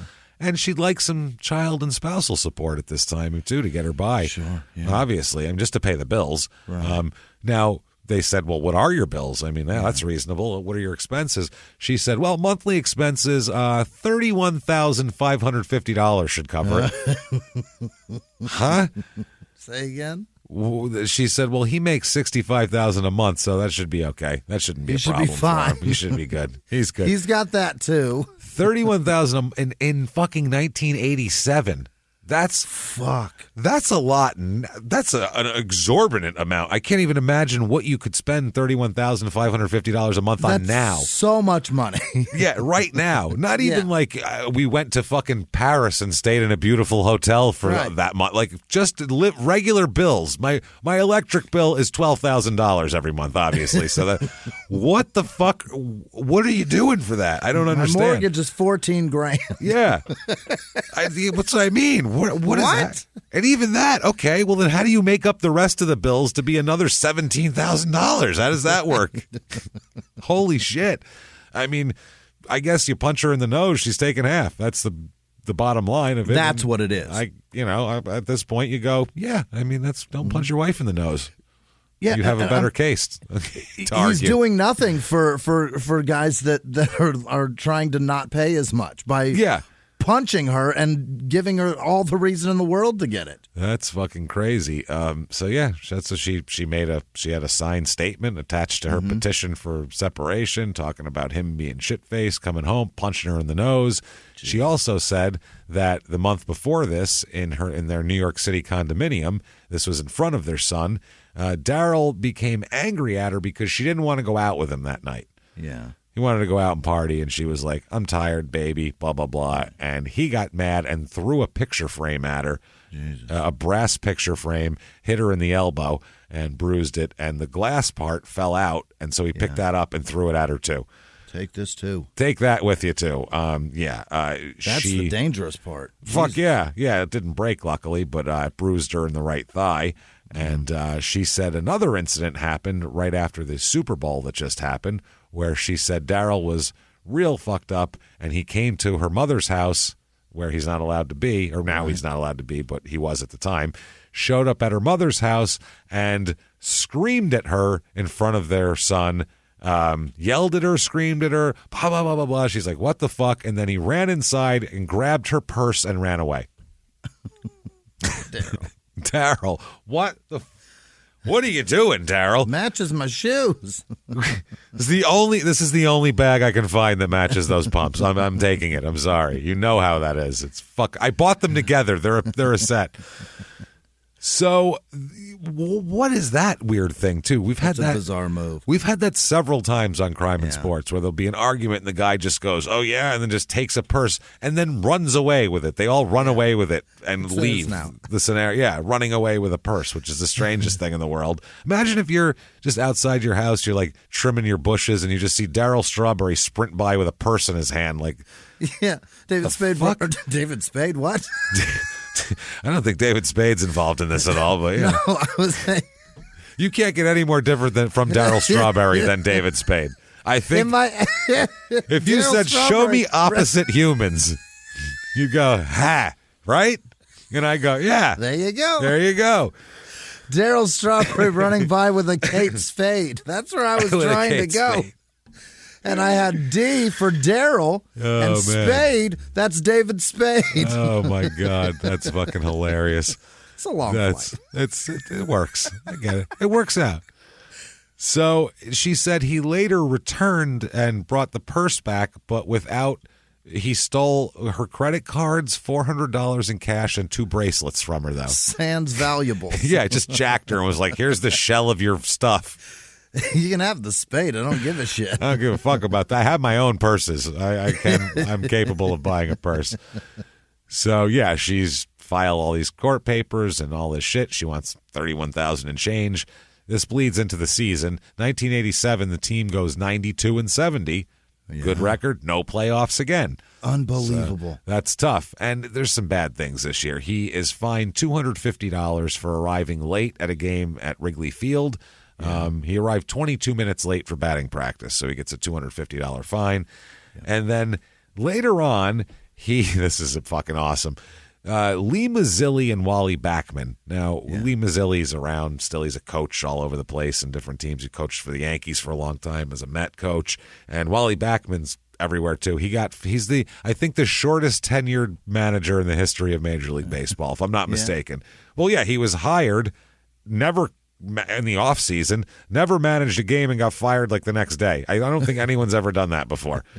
Done, Wally. To be fired without losing a game is impressive. Has that ever happened in the history of sports? I don't think so. I doubt it. That's amazing. But at the time, they were all in the Mets, and apparently they went to the media and criticized Darryl for missing 2 games. Okay? They said, well, he should have been here and blah, blah, blah. So Darryl got mad and said, specifically of Wally Backman, that he, quote, he wanted to, quote, bust that little redneck. Which is hilarious. That's a pretty solid quote. That's a great quote. This year, 87, though, on the field, he's kicking ass. He hits 284 with 39 home runs. That is a lot of fucking homers, man. That's cranking it. Yeah, very, very good. He's an all-star, and he's 6th in the MVP voting as well. Terrific, so doing well. He makes $1,245,000 this year as well, making the dough. His wife's like, good, my expenses are now $78,000 a month. So 1988 here. This is fucking funny. At the beginning of 88, in an interview with Esquire magazine, he criticizes both his manager and several of his teammates. Kind of a little payback here. He blames them for the team's failure in 1987. He claimed that Gary Carter and Keith Hernandez quit on the team during the pennant race, and that Davey Johnson's terrible managing cost him some games, and that's what cost him the pennant, which is possible. But it causes, in 1988 spring training, a giant melee and a brawl on the baseball field between Met players. Keith Hernandez and Darryl Strawberry go at each other, and the picture of it is fucking hilarious because Keith Hernandez is like reaching, trying to kill him, and like people are holding him back. And there's one guy, while he's holding back, he's staring right into the camera lens, like he noticed, oh shit, someone's taking a picture of this right at that time. Fuck. Damn it. It was hilarious to watch. So, a few miles from the glass spires of Midtown Atlanta lies the South River Forest. In 2021 and 2022, the woods became a home to activists from all over the country who gathered to stop the nearby construction of a massive new police training facility, nicknamed Cop City.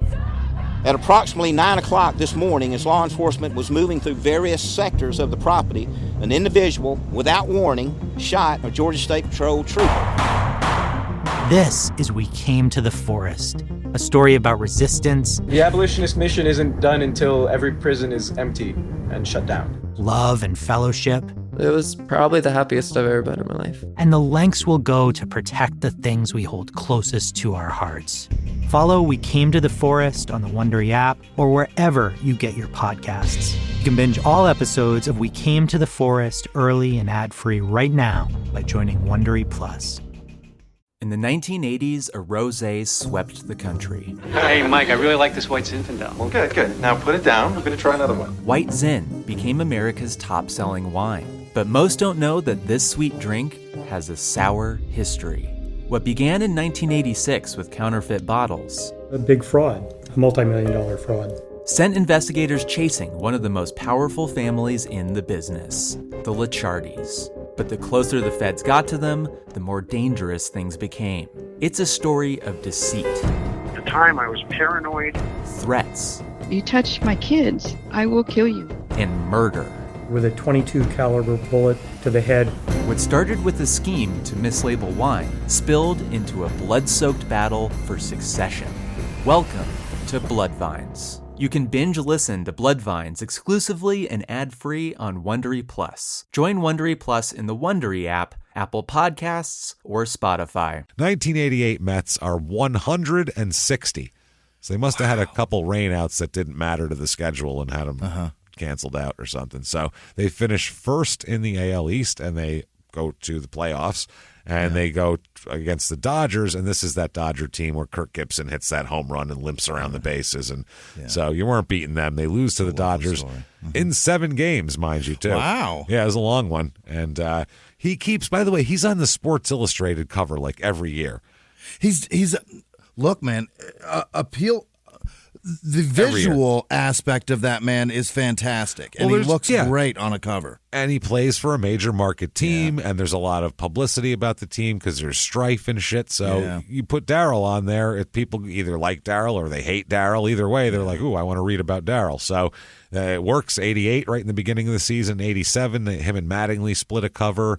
And then it's 86, 85, every year he's been on. Wow. Even in 84, he was on the cover right away. Incredible. He was shirtless in the cover. They had him shirtless, like holding a bat with wristbands on. It looked really weird.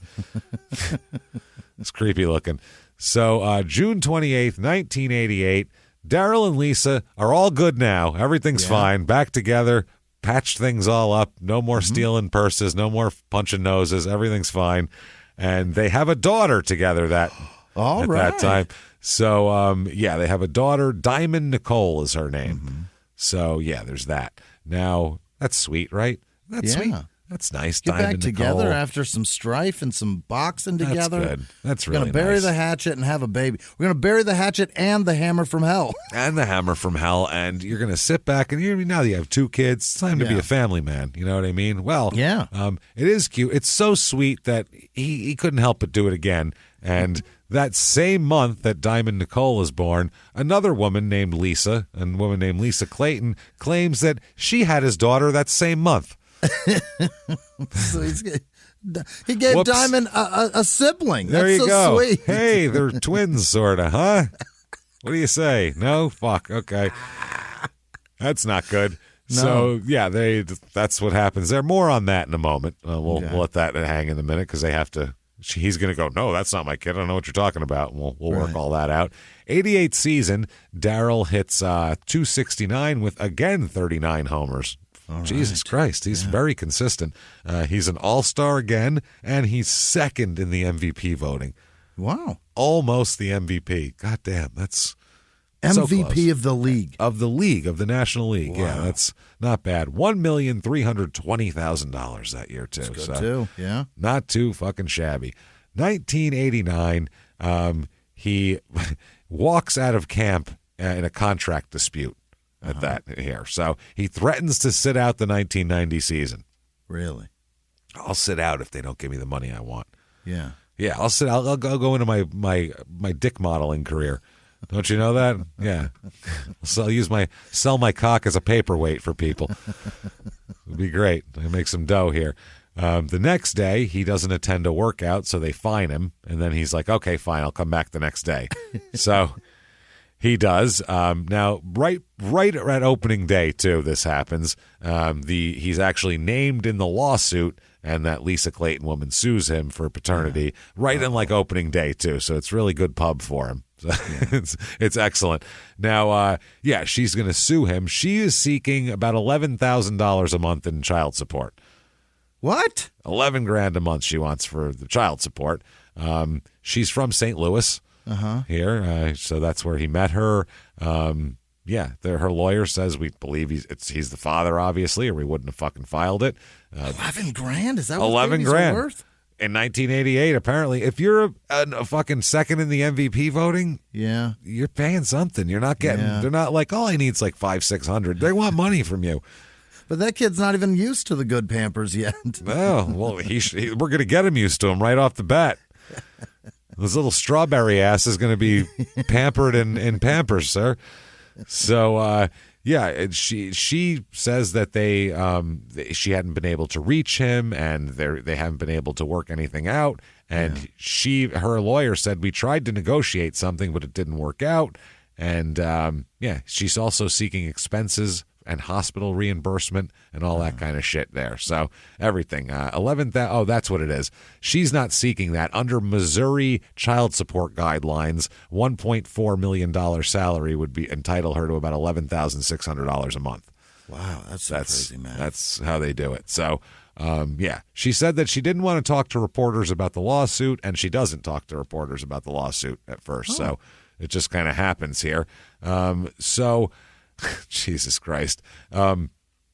They said she's like, she works, she has a job, and her lawyer says she makes kind of a minimal salary. His lawyer claims that they were platonic friends for about 3 years. Yeah. And then when he was separated from his wife, then they had more of a relationship. So Sure. They did have a relationship, but it was only, baseball players usually have they're usually platonic friends with attractive young women in road cities. That's what they do. They come over their house, they just sit and watch some movies and eat popcorn, and they go back to their hotel room and jerk off. That's what happens. That's not, right? That's what athletes do. Athletes are real good at platonic friends, my ass. He's got a whole team full of platonic friends. It's not what he needs. Yeah.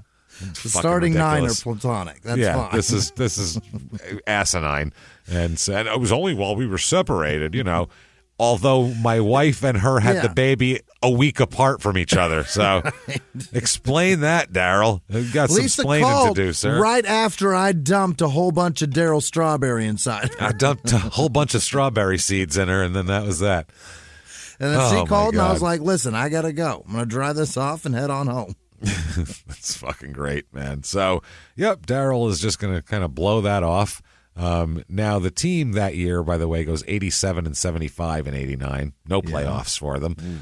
May 1989, May 18th, Lisa files for divorce now. Oh, she's had enough again. Now she's had enough. And now he says, fine, we'll get a divorce. I guess they tried it again. It's not working out. He's like, I really do like fucking Road Strange. I really do. I'm sorry. I like to drop the hammer. She doesn't care for it when I do that. I feel like we have different needs in life and different wants in our futures. Arguing when I come home. Oh, yeah. I mean, I come home. My dick's soaking wet, obviously, but what do you expect from it? I'm on Sports Illustrated all the time. This is easy. Wow. Christ. He said there's no hard feelings. We just felt this was the best thing to do. Oh, my God. He then says, this is fucking awesome, quote, maybe I shouldn't have gotten married so young. I never knew things would happen so fast for me, that I was going to be a top-notch player so soon. Lisa, she was a nice young lady, and I don't think she was ready for what being a ball player's wife was all about. It's her fault. I don't think she was ready for me to, cheat on her. And I don't think she was ready for me to leave her hospital room to go to the one next door where my other baby was being born. I don't think she was ready for that, which is sad because if she was, I think it could have worked out. What the fuck are you talking about? Sorry, D Jr. Yeah, she wasn't ready for me to come home shit-faced from Cooters and punch her in the nose. Isn't that? Some women are not ready. Some ladies are set up for things and some just aren't. Shit, I'm sorry, but I got to move on. Is he out of his fucking mind? And it's because I got married too young and she's just not ready for that. She said she's not ready for me to treat her like complete shit. The excuses of blaming it on her. And the only thing I did wrong was get married too young. I just got married too young and didn't change any of my premarital behavior at all, by the way. Oh, and I hit her as well. There's all that too. Yeah. So, I hit women. And I punch at women in the nose with cooters on, the smell of cooters on my fucking clothes. Well, and then a little bit later, I'm going to rob her after I lose money at a Super Bowl party, probably. Oh, yeah, exactly. I bought 5 squares, man. It was fucking too many. None of them paid off. It was bullshit. I thought I had it on the fucking Patriots scoring 7 in the second quarter, but it didn't work.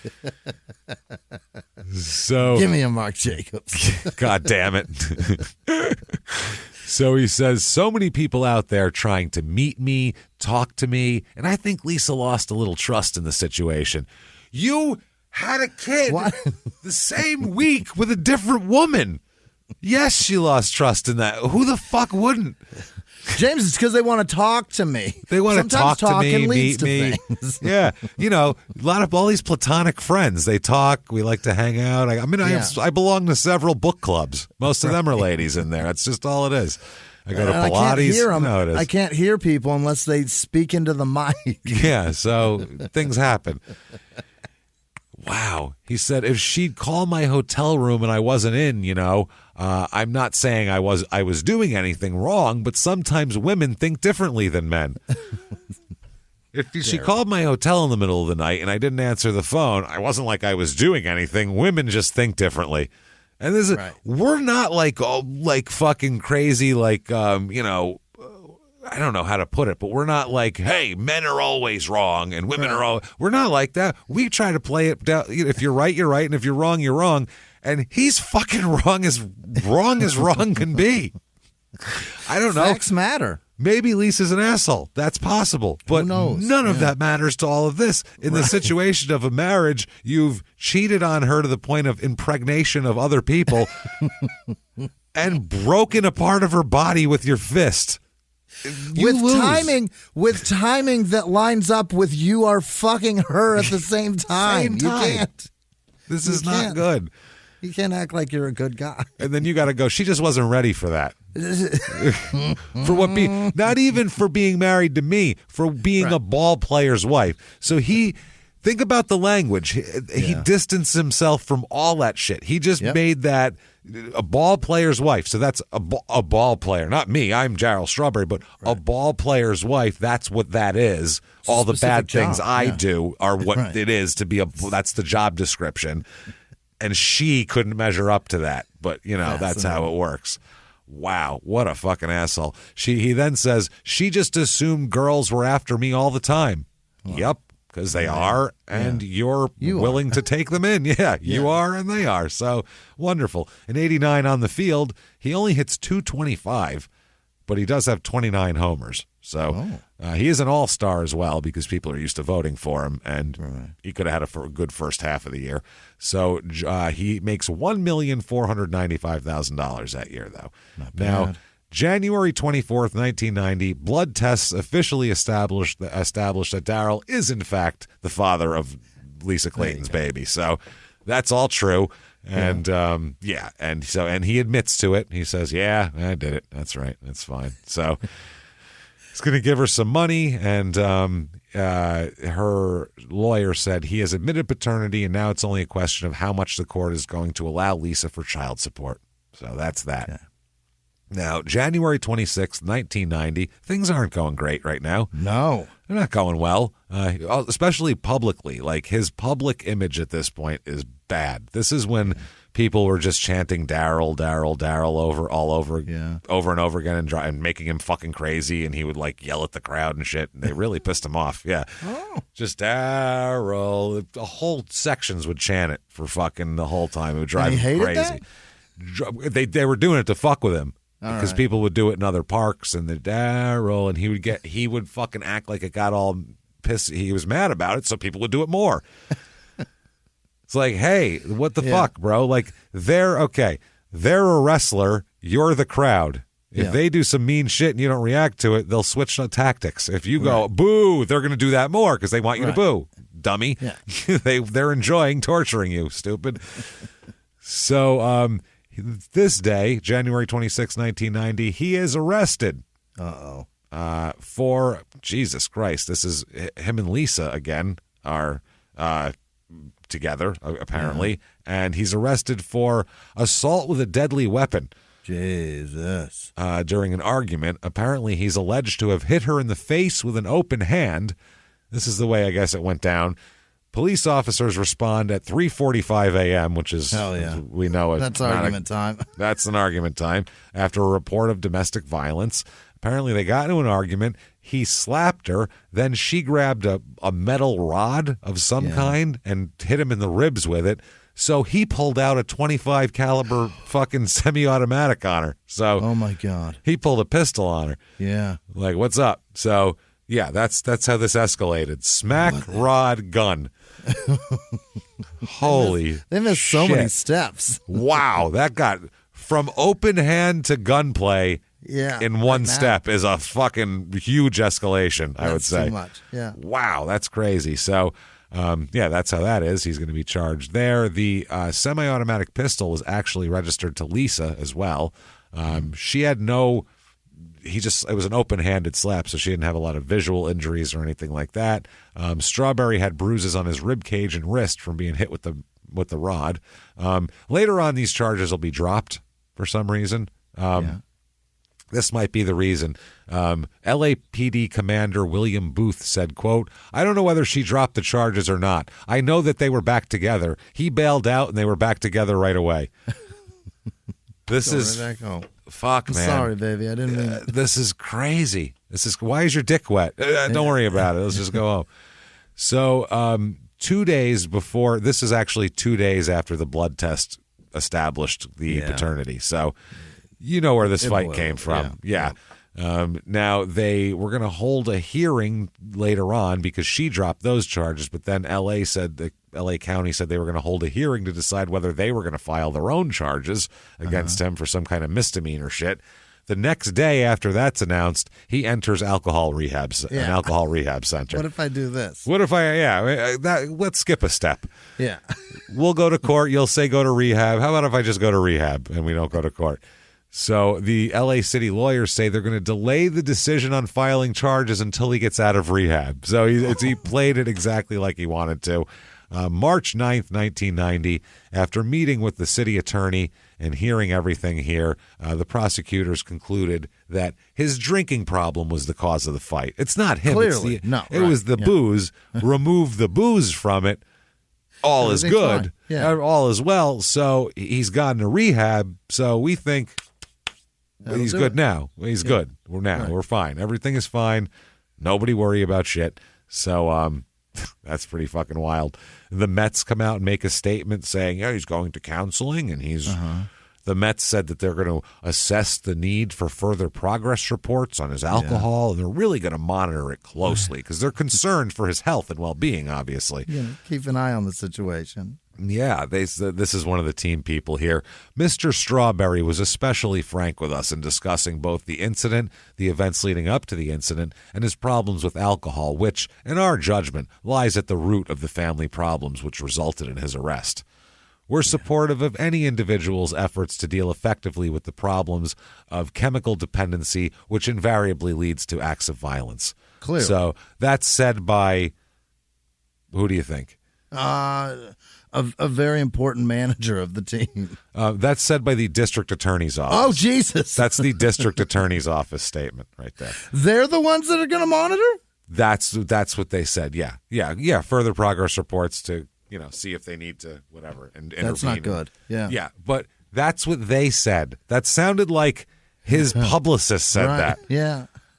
Dude, this is fucking crazy. The DA's being nice to him. This is crazy. No charges filed. None at all. Okay, nothing. Everybody's fine. So a gun's around. You're fine. Good now. What are we talking about, Misunderstanding. Jimmy? Hey, everybody's fine. Nobody's upset about it. Let's just move on, okay? Wow. This is fucking insane. This is the same time, by the way. What was it? New Year's Eve 91, I believe, or 92, where the O.J. Simpson thing happened. So if you were famous in Los Angeles at this time, you could just do whatever the fuck you want, and if you were a celebrity, you just got away with it. That's how it was. Goes away. Yeah. That's with OJ and his wife, they came over on New Year's Eve, and he was like, yeah, you know how women are. And she was like all fucking bruised and shit. Yeah. And they're like, yeah, we know what you mean, buddy. Yeah, let's have beers later. It was like, what? That's how it was back then. So anyway, 1990 season, Darryl's on the cover of Sports Illustrated in May again. He's doing it. Team goes 91-71 this year. They were decent, but no playoffs for them anyway. Now they're negotiating his new contract. That's the big deal. And they offer him an amount of money, and he says no, and then they offer him more, and he says no. And finally the team says, well, we're not going to give him what he wants. They're offering him a 3-year deal. He wants a 5-year deal. Okay. And they said that basically we don't feel that 5-year contracts are good in the best interest of the team. We're not giving anybody a 5-year contract. Who knows what's going to happen? And also in the press, Darryl's been saying, well, I mean, you know, if they don't like me, I can always go to L.A., because he wants to go home. Because as we all know from Crime and Sports, that's always a good move. Hightail it home. And the general manager finally says, when you hear someone say Los Angeles, Los Angeles, Los Angeles so many times, you feel like you're swimming upstream. So the Mets and then Darryl break off their negotiations, basically. Okay. So there's that. He rejects a 3-year, $9.2 million deal. Is that right? It's off the table.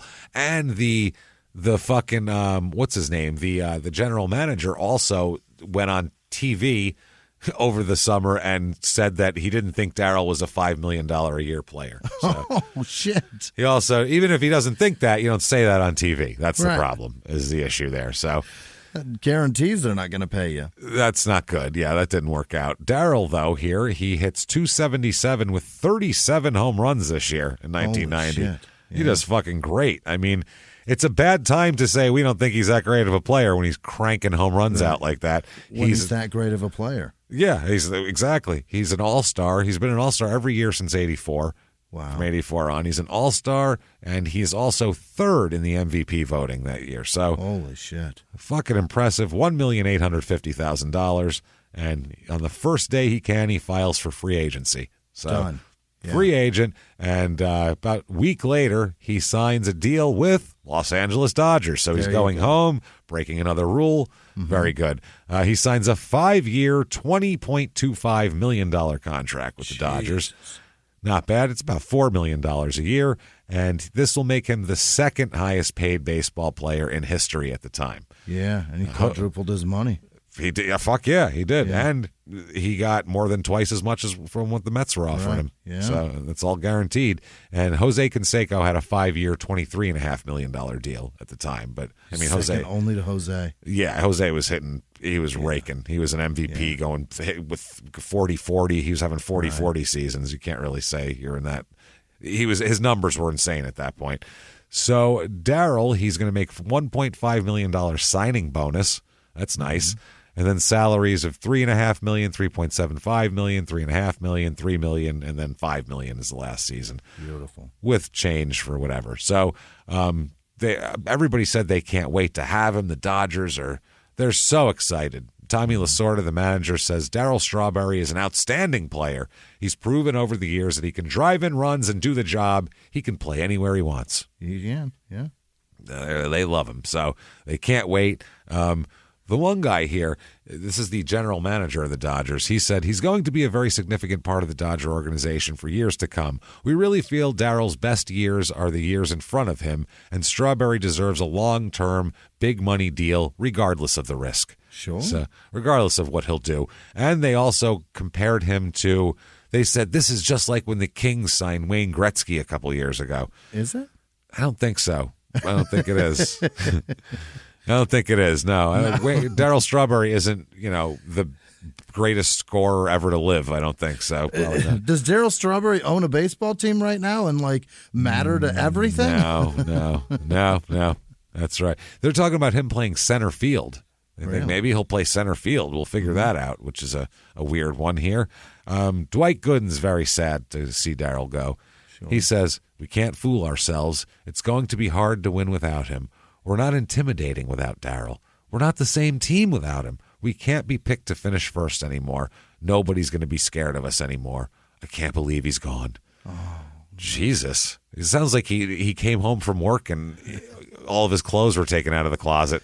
Listen, man, that bulge was intimidating to the other team every time every time we took the field. Jesus, it's like a 10th man on the field. No shit. And he said he wants Eric Davis to sign with the Dodgers too. He wants to be able to play with Eric Davis, who he says is his best friend at this point as well. So the Dodgers this year, the team that year goes 93-69. They do not make the playoffs with 93 wins, which is tough. No.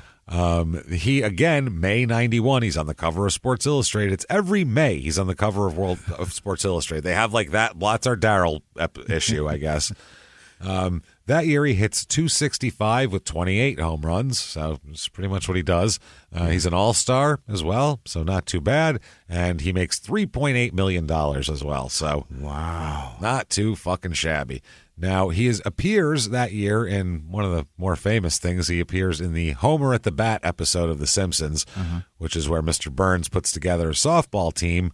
It's supposed to be like the company softball team, but he goes out and hires the 9 best. Yeah, he hires. Yeah. It's like Wade Boggs and Don Mattingly, Jose Canseco, Roger Clemens, Ken Griffey Jr., Ozzie Smith, Steve Sachs, Mike Scioscia. Yeah, that's the softball team. Yeah. So here's our new safety inspector, Mike Scioscia, and like shit like that is ridiculous. And that was when Griffey had gigantism because he drank Mr. Burns' nerve tonic. His head was all swollen. He was in a wheelchair and shit. But in that one, the whole point is Darryl Strawberry, every time he comes up to bat, he swings and he hits the ball like it goes out of view. It's so far. Like it's just he hits it to the next town every single time. And then at the end, Mr. Burns pinch hits for Darryl Strawberry because of the righty-lefty that's a left-handed pitcher. So he puts Homer into the game there. And Darryl Strawberry's very mad. And during the game, though, people are chanting Darryl, Darryl at him, and there's a famous shot of him with the tear in his eye. His little cartoon Darryl, a little tear comes down his eye when there's chanting Darryl, Darryl, and that's become a huge thing. Like he autographs it all the time. It's a picture. Yeah, that's one of his things that he signs is the Simpsons thing with the tear coming down. People love that shit, so it's fucking funny. Not only that, 92, he's had an interesting life, right? Why not? Oh, boy. Release your autobiography. Yeah, write about it. What does he call it? What do you think he calls it? Darryl. Swamp Mule. Darryl, the life of a swamp mule. The story of this dig. The story of a rooting swamp mule. Here I am. So a very long story. Long story. Yeah, so that's his autobiography, Darryl. Just Darryl. Keep an eye on his book names, by the way, because he'll write more books. Okay. The 92 Dodgers have like the exact reverse record of last year. They're 99-63 this year, so almost the exact reverse. And this year, he plays in 43 games, hits .237 with 5 homers. He's hurt all this year. Doesn't make the All-Star team or anything like that, but he does make $4,050,000. All-Star, small star. Who gives a Fuck shit? it. Yeah, that's a lot of money. 93, Dodgers go 81-81 during that year, but that doesn't matter because he's number one as a new girlfriend who he lives with. Him and Lisa are totally done. Now he's with a woman named Charisse Simmons. And on September 4th, 1993, he's arrested for hitting her. So, yeah, it's our 6-month anniversary. You know how that goes. Fireworks. Is that what you get her for the 6-month anniversary? A punch in the nose? I think it's skin. Yeah. Skin is 6 months. It's the skin. I believe it's a skin anniversary. Yeah, it's a skin anniversary, and then you pistol whip her at a year. Yeah. That's your skin-iversary. Cast iron anniversary, whatever the fuck, aluminum. I don't know what guns are made of. Steel. Steel usually, yeah. Sometimes carbon fiber. Plastic. Yeah, I was going to say that. What's that? That's what I couldn't think of was carbon fiber. Yeah. I couldn't think of the word for that. I'm like, the fucking shit that's not plastic, but it's sort of plastic and it's sort of metal. That crap. You know what I'm talking about. Shit. Solid shit. So, September 21st, 1993, less than 3 weeks later, it's decided no criminal charges are going to be filed for this, though. We're good. Listen, they can handle it in-house. Hey, this is none of our business, really. We're going to go ahead and mind our business. Sounds like a personal thing. It's a family matter. We're going to leave it alone. Yeah. September 23rd, 93, 2 days after that, he says that He's well on the 22nd, so that happened. No charges. On the 22nd, he says that he had been contemplating suicide because of accumulated problems that he has. But then the next day, he says, "Oh no, I'm not actually going to kill myself. It was just I flirted with the idea. I thought about it, and then I was like, no, my dick's enormous. What am I doing? No matter what, I can. I forgot I'm amazing. Yeah, I can just shock people with my penis. That's a job, right? Doing fine." So 1993, the Dodgers are. He hits 140 in 32 games that year, so not very good.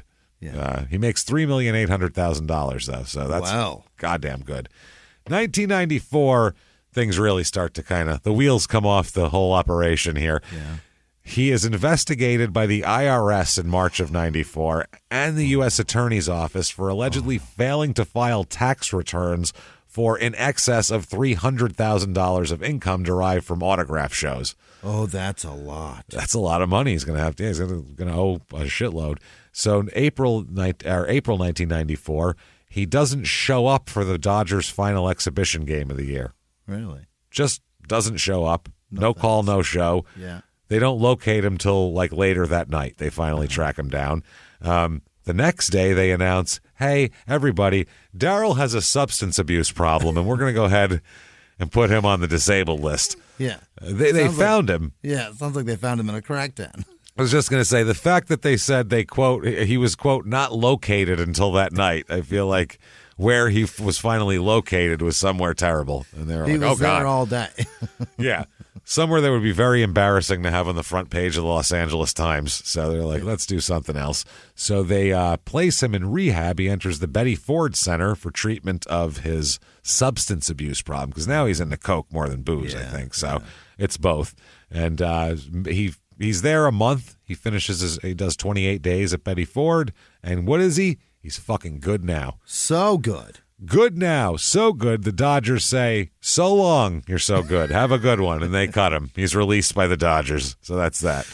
Oh, go be That's good awesome. then. Go be good. They still have to pay him all the rest of his contract, though. So that's pretty fucking funny. But they're not going to get anything. Like he's so negative with the other shit. It's not even worth any home runs. Like we have. How crazy is that? He's so far gone that $20 million paid to him is fine. It's doing nothing for us either way.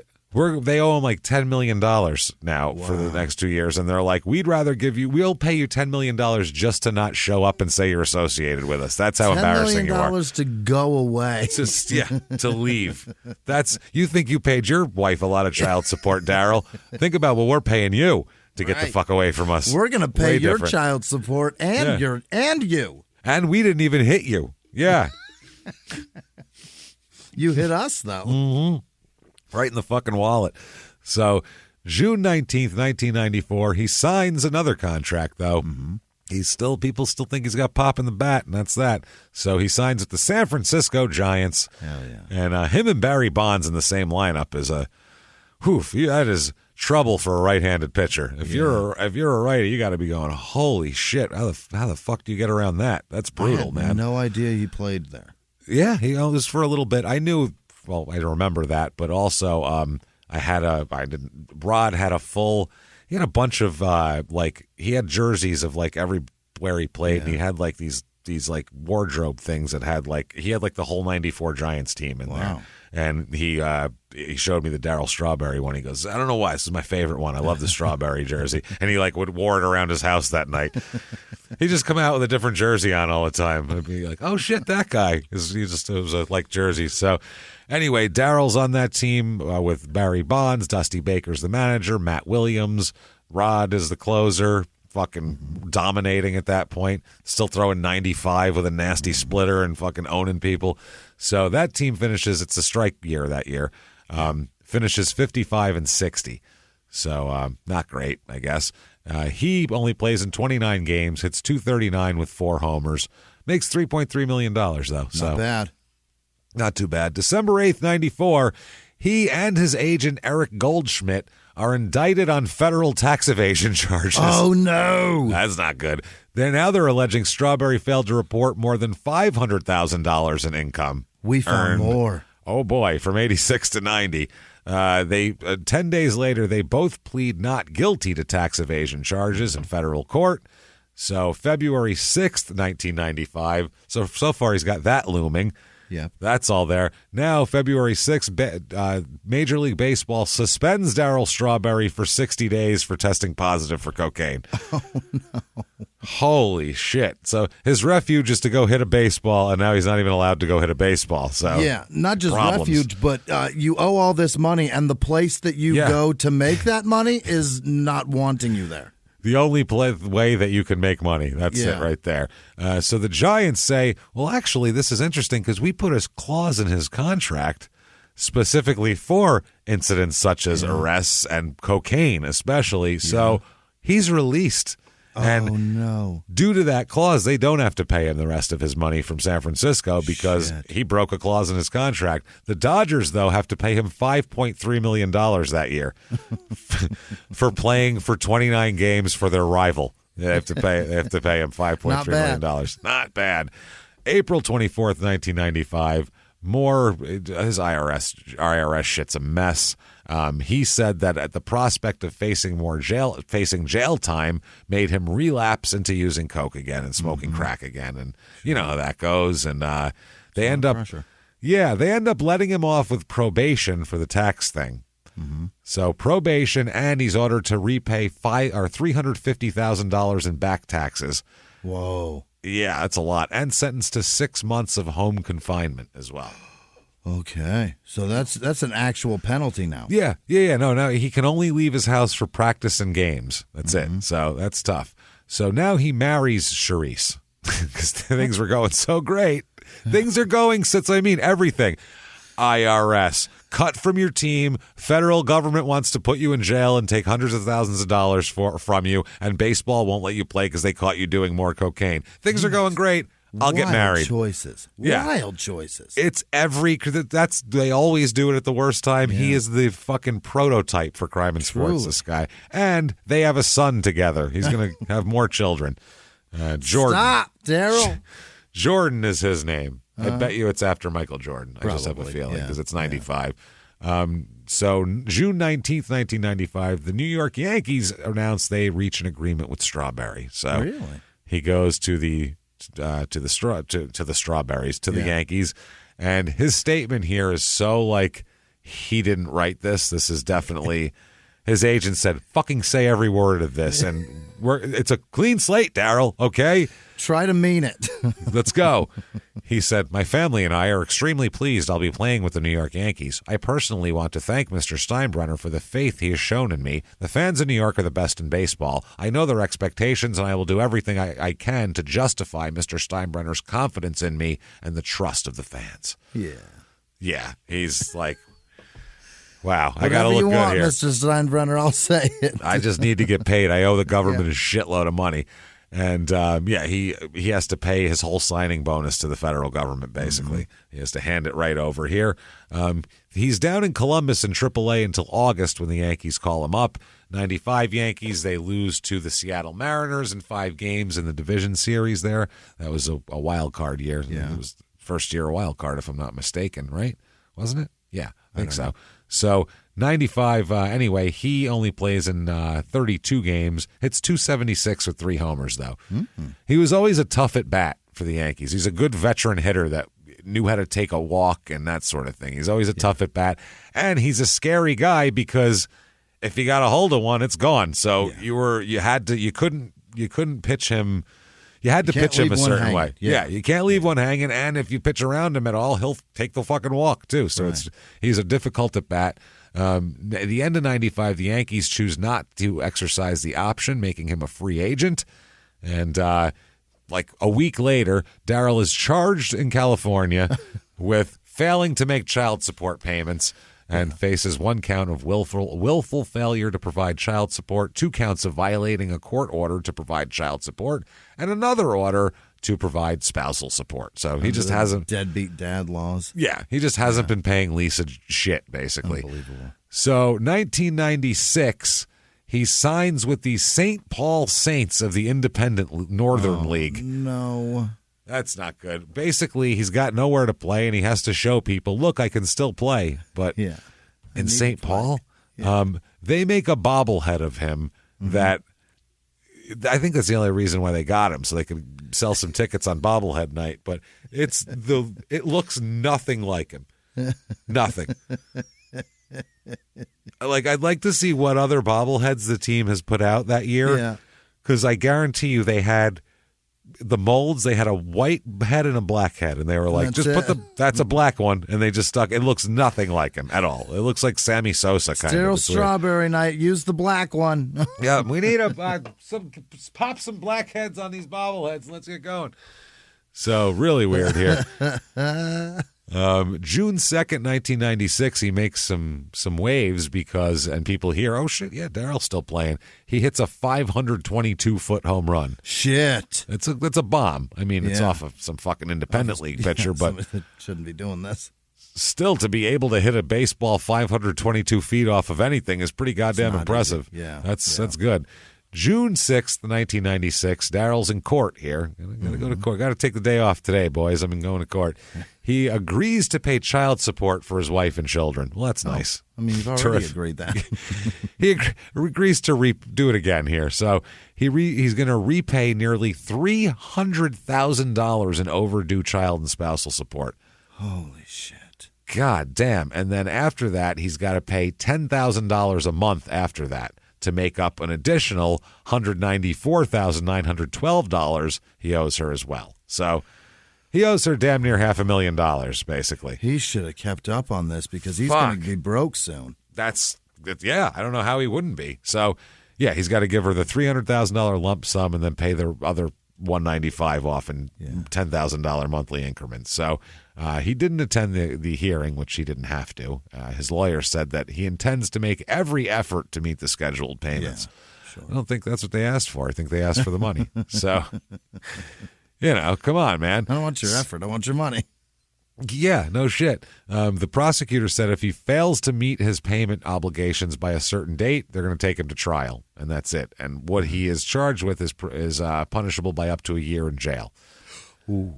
So, yeah, there you go. In the 1980s, a rosé swept the country. Hey, Mike, I really like this White Zinfandel. Well, good. Now put it down. I'm going to try another one. White Zin became America's top-selling wine. But most don't know that this sweet drink has a sour history. What began in 1986 with counterfeit bottles. A big fraud, a multi-million-dollar fraud. Sent investigators chasing one of the most powerful families in the business, the Licciardis. But the closer the feds got to them, the more dangerous things became. It's a story of deceit. At the time, I was paranoid. Threats. You touch my kids, I will kill you. And murder. With a .22 caliber bullet to the head. What started with a scheme to mislabel wine spilled into a blood-soaked battle for succession. Welcome to Bloodvines. You can binge listen to Bloodvines exclusively and ad-free on Wondery Plus. Join Wondery Plus in the Wondery app, Apple Podcasts, or Spotify. Behind the closed doors of government offices and military compounds, there are hidden stories and buried secrets from the darkest corners of history. From covert experiments pushing the boundaries of science to operations so secretive they were barely whispered about. Each week, on Redacted, Declassified Mysteries, we pull back the curtain on these hidden histories. 100% true and verifiable stories that expose the shadowy underbelly of power. Consider Operation Paperclip, where former Nazi scientists were brought to America after World War II, not as prisoners, but as assets to advance U.S. intelligence during the Cold War. These aren't just old conspiracy theories. They're thoroughly investigated accounts that reveal the uncomfortable truths still shaping our world today. The stories are real. The secrets are shocking. Follow Redacted, Declassified Mysteries on the Wondery app or wherever you get your podcasts. You can listen to Redacted early and ad-free right now on Wondery Plus. Official affidavits say it's $422,000 in support between December 15th, 94 and December 1st, 95. He just didn't pay a fucking dime after that. So under the agreement, he's got to pay $297,000 all at once. Oh my God, Jesus Christ. He says that he's in discussions with teams to return to baseball at that point. And he said that he's going to basically, if I play, I'm going to have to hand over all the money to her anyway. Right. But still got to play. So a Los Angeles court sets a trial date for him because he didn't pay yet. And then July 4th, geez, fucking lucky, they set a trial date of July 5th, 1996. So if he doesn't pay it by then, he's fucked. July 4th, the Yankees purchase his contract from St. Paul, and they give him how much? A $300,000 signing bonus. Wow. Yeah, George paid his taxes for him is what he did. That's all it was. I'll take care of this for you because you're Darryl Strawberry. And then they bring him up to the Yankees 2 days later. Because otherwise he is on the streets, man. Yeah, that's crazy. He's owes every dime, and he'd be working at Home Depot trying to fucking make $10,000 a month payments. Yeah, Darryl Strawberry selling you 2x4s. That's how'd you like that? What do you think would be the best thing? I want to build like a built-in bookshelf. You know what I mean? Something classic. What do you think the best wood for that would be? I don't fucking know. Well, shit. I mean, I don't know, man. How big's your dick? Can you use it to hammer nails? Because I can. Like, I don't know what kind of skills he has other than this. This is dangerous. He's playing with fire. It's not good. So 96 Yankees, he's reunited with Doc Gooden, so that's nice. And he has another daughter with Charisse this time. Jade is that daughter. Jesus. 96 Yankees, 92 and 70, and they beat the Rangers 3-1. I know that off the top of my head because the 1 is the game I went to, of course. Yay me. Yeah. I'm a lucky guy. So, yeah, that's the one there. They beat the Orioles 4-1. That was the one with the kid taking the home run. Stealing the home. Jeffrey Mayer was his name, I think. Stole the home run, and then they took him to all the games and said he was a hero. And then the Major League Baseball made a rule that you can't steal home runs. So that's how that went. And but they beat him 4-1. The Orioles act like it was that was the end of Game 7. They act like you lost 4-1. You got beaten 5 games. Who gives a shit? Yeah. Who gives a shit? You didn't win more. What the fuck are you talking about? You lost way too many for us to even be sympathetic. Yeah. The Red Sox blame Bill Buckner for 86, which they shouldn't have because the game was already tied, number 1, and that was just the winning run of Game 6, and then you still had to lose Game 7. But still, at least that, helped really cement a loss in a 7-game series. You lost in 5. That's not even close. Shut the fuck up, Orioles. Then they go to the World Series, and they go down 0-2 to the Braves. They lose the first 2 games at home. Yeah. And so now they gotta go to Atlanta down 0-2, and it looks like a sweep basically because Atlanta is a fucking juggernaut that year. They are so good, and everyone's like the Yankees. They fucking what the hell? And then from there they win the next 4 and win the World Series. It was game over. Absolutely incredible. We talked about it because Leyritz was a big hero in that series. So that year, Darryl, 63 games, hits .262 with 11 home runs, and like I said, a tough out. So. Decent. He makes $300,000 though. Besides the signing not bad bonus. In salary, he makes $300,000 and a ring, and he paid his ex-wife back, so that's not bad. So 97 Yankees, 96 and 66. They lose to the Indians that year in the playoffs, and Darryl undergoes arthroscopic surgery on his knee in June, and he's on the disabled list for a long time. Doesn't play for the Yankees until August 15th. And he only ends up playing in 11 games that year and hits 103 with 0 home runs. Oh, no. That is not good. $750,000 he makes, though. Not so bad. That's good. That's good. Not bad at all. They re-sign him for a 1-year deal for 98 as well.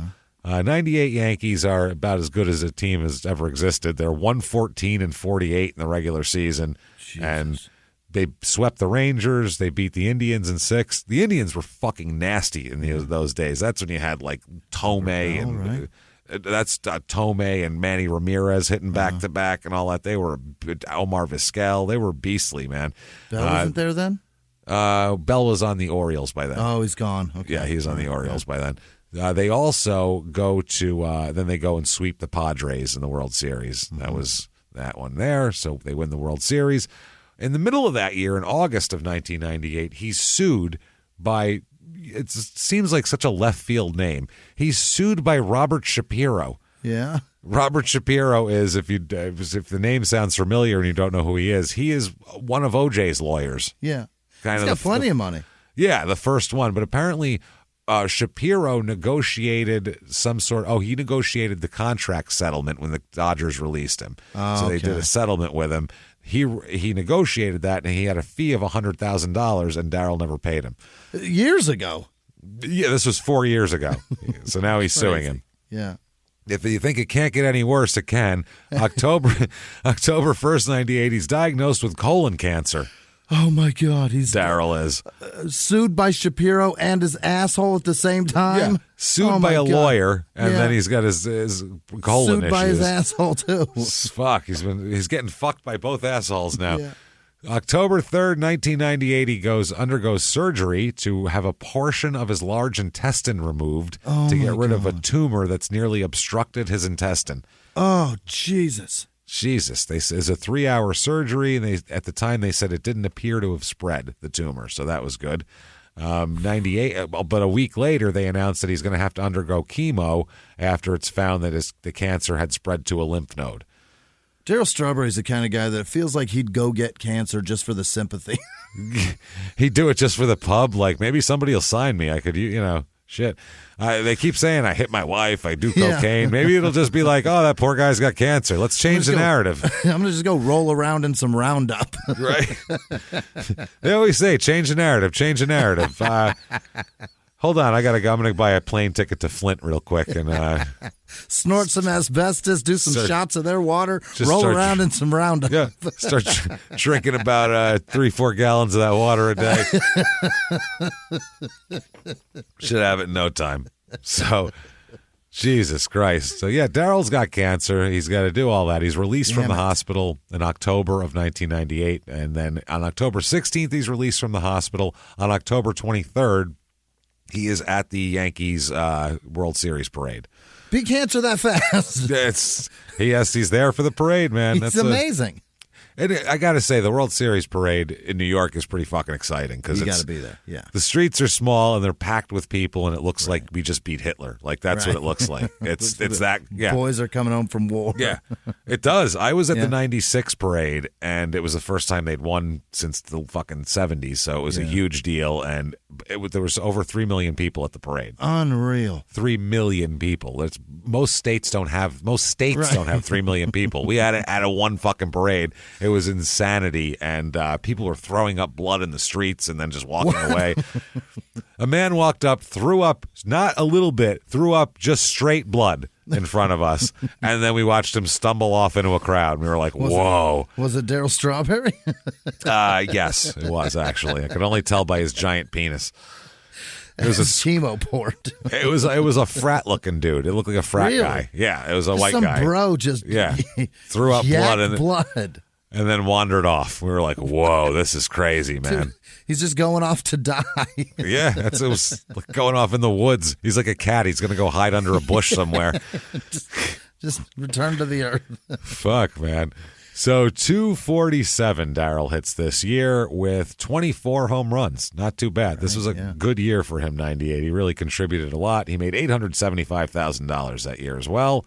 January 9th, 1999, he has another surgery to relieve pain caused by scar tissue from his first surgery. Sure. Yeah. February 9th, 1999, he makes his debut as the spokesman for the National Council on Alcoholism and Drug Dependence.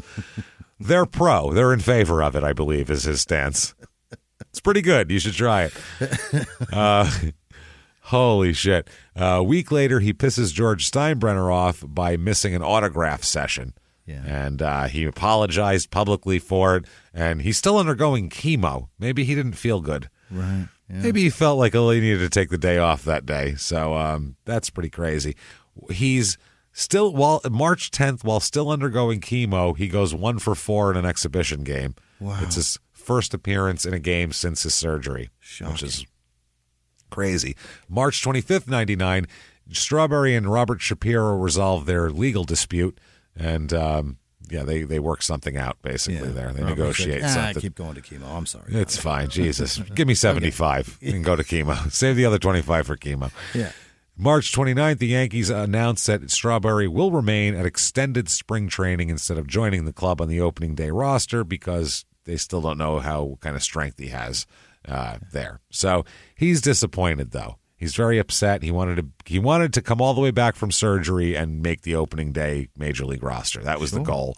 And he couldn't. David Cohn, the pitcher, he says you kind of sense that he was very depressed going through chemotherapy. Oh, gee, that's odd. Weird, Dave. Weird. I have cancer and this hurts and I can't eat and everything sucks. Wow, it's weird. I think I feel great. This is awesome. Who wants to dance? No, you're a little depressed. He said, and that one of his goals was to make the team out of spring training. He seemed very deflated when that didn't happen. Yeah, that's it. His cock went, shrunk a little bit. A little shrunk up. Just a little bit here. He says, though, he's happy. The Yankees, it's okay. He'll make his comeback in the minors. He's okay. He's good now. He says, quote, now I'm at a peaceful place. Having a good attitude is the most important thing. Yeah. Okay? 2 weeks later, he's arrested and charged with possession of cocaine and soliciting a prostitute. Listen, man. I mean, he's trying to have a good attitude. Got to have the finer things in life. A couple of lines, and I banged this broad, and now I got a better attitude. See? What I told you. No, this is the Tampa police released these facts here. He was driving his SUV. It's about 3 miles from the Yankees minor league complex in Tampa, too. He doesn't even stray very far.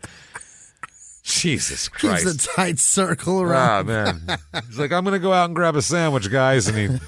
Where do they make them play that the hookers and blow are that close? Who knows, really? I've never been Tampa? there. We've been there. It's it's terrible. And we'll be there on September 23rd at the Tampa Improv. 2 shows. So this area where he tried to find himself a date here, it's in a neighborhood that had drawn a lot of complaints about, quote, rampant prostitution. So that's a lot. It's a lot of it. It's just everywhere. It's just people are blowing people in my yard. Like, can they make them at least stop blowing people in my yard? When it's rampant, you've seen someone getting what they paid for. Everywhere. All over the place. Apparently, this is what happened here. Strawberry... as he drove by, there was an undercover officer posing as a lady of the night here, and he yelled something indecipherable at her as he drove by. Okay, so that happens all the time. Yeah, people yell weird shit. That happens, but then they were like, "Okay, yeah, that's no big deal." But he circled the block and came back and offered her $50 for a blowjob. Said it again. I said, what the mouth do? I said, how much to stick it in you? No? Huh? No, this stick it in. He hangs it out the window. He just fucking dangles it out of the... He said it once, and he came back to clarify. Yeah, she didn't seem to hear it. Either that or he was just tightening up his game. Either or. I'm not sure. That one didn't work. Let's just go make sure she knows this is for cash. So the cops pull up and arrest him, obviously, because that's what this whole thing is. They find in his now keep in mind, inside of his wallet that's in his back pocket, they discover a $20 bill all like folded up, okay? Sure. They unfold it, about a half a gram of coke in there. Yeah. All right. Now, that's not good, all right? No. Keep in mind, in his wallet, wrapped up in the thing. There's people like on Live PD where they would be like, well, these aren't my pants. It's like... Come on, man. Whatever's on in the pants you're wearing belongs to you. That's I don't care. I get it if it's like a moving truck. This is pants. You can inventory pants. You know what you're holding in your pockets. Unless it's your girlfriend's chapstick and or ID, the rest of the stuff is yours. It's all yours, whatever's in there. So now the cops say Sergeant Mark Hamlin wrote in the report that Strawberry continually apologized and was, quote, very remorseful for what he had done. It's like, God, no. I have so much goodwill right now. I'm the anti-drug spokesman. Do you understand? I can't do this. I have cancer, you guys. Guys, I'm in pain. Is that worth anything to you? In the report, he also said, quote, he asked several times if there was anything that we could do to change this situation because this was going to ruin his career. Yep. How about I go down on her? I'll suck all your dicks and eat say? her pussy. What do you think, guys? And I'll still give you $20. What do you say? I'll give her $50 and I'll blow you guys. Huh? Any takers? You guys can take the 20 Coke and all the blowies, and we all walk away. I'll put out a couple lines up here on the roof of my car. And, turn my head. I'm none the wiser. Get down on my knees, and we'll get sucking. So What'd they say? Did they take funniest? No. They this is all in the police report, so that's not a good sign. That's straight from the police report with quotes around it and everything. Hilarious. So he also, the funniest part of it is he maintained the Coke wasn't his. Yeah, it's not mine. That's not my Coke in my wallet. Yeah, in my wallet. How many people? Away. How many people have access to your wallet? Like, honestly, no one, right? If you're married, maybe your spouse, nobody has access to your wallet. He says that here's what happened, see, Kay. Now, this will make, you'll laugh. You're going to laugh, actually. That's the funny thing. You're going to totally laugh. And the same thing with the lady. I thought she was, I have a lot of platonic lady friends, okay? Yeah. I have a friend named Janet, and we've been friends for years, and I owe her $50, and I thought it was Janet. And I was kidding around. I was like, hey, Janet, $50 for come over here and suck this dick, because she's my friend. She's obviously, she knows, you know. But then I did a circle, and I was like, Janet didn't even respond to me. Like, I figured she'd run over, and I guess it wasn't Janet, and, less of a sense of humor. Janet's better sense of humor than her, I guess, is honestly what happened. Janet's an easier laugh.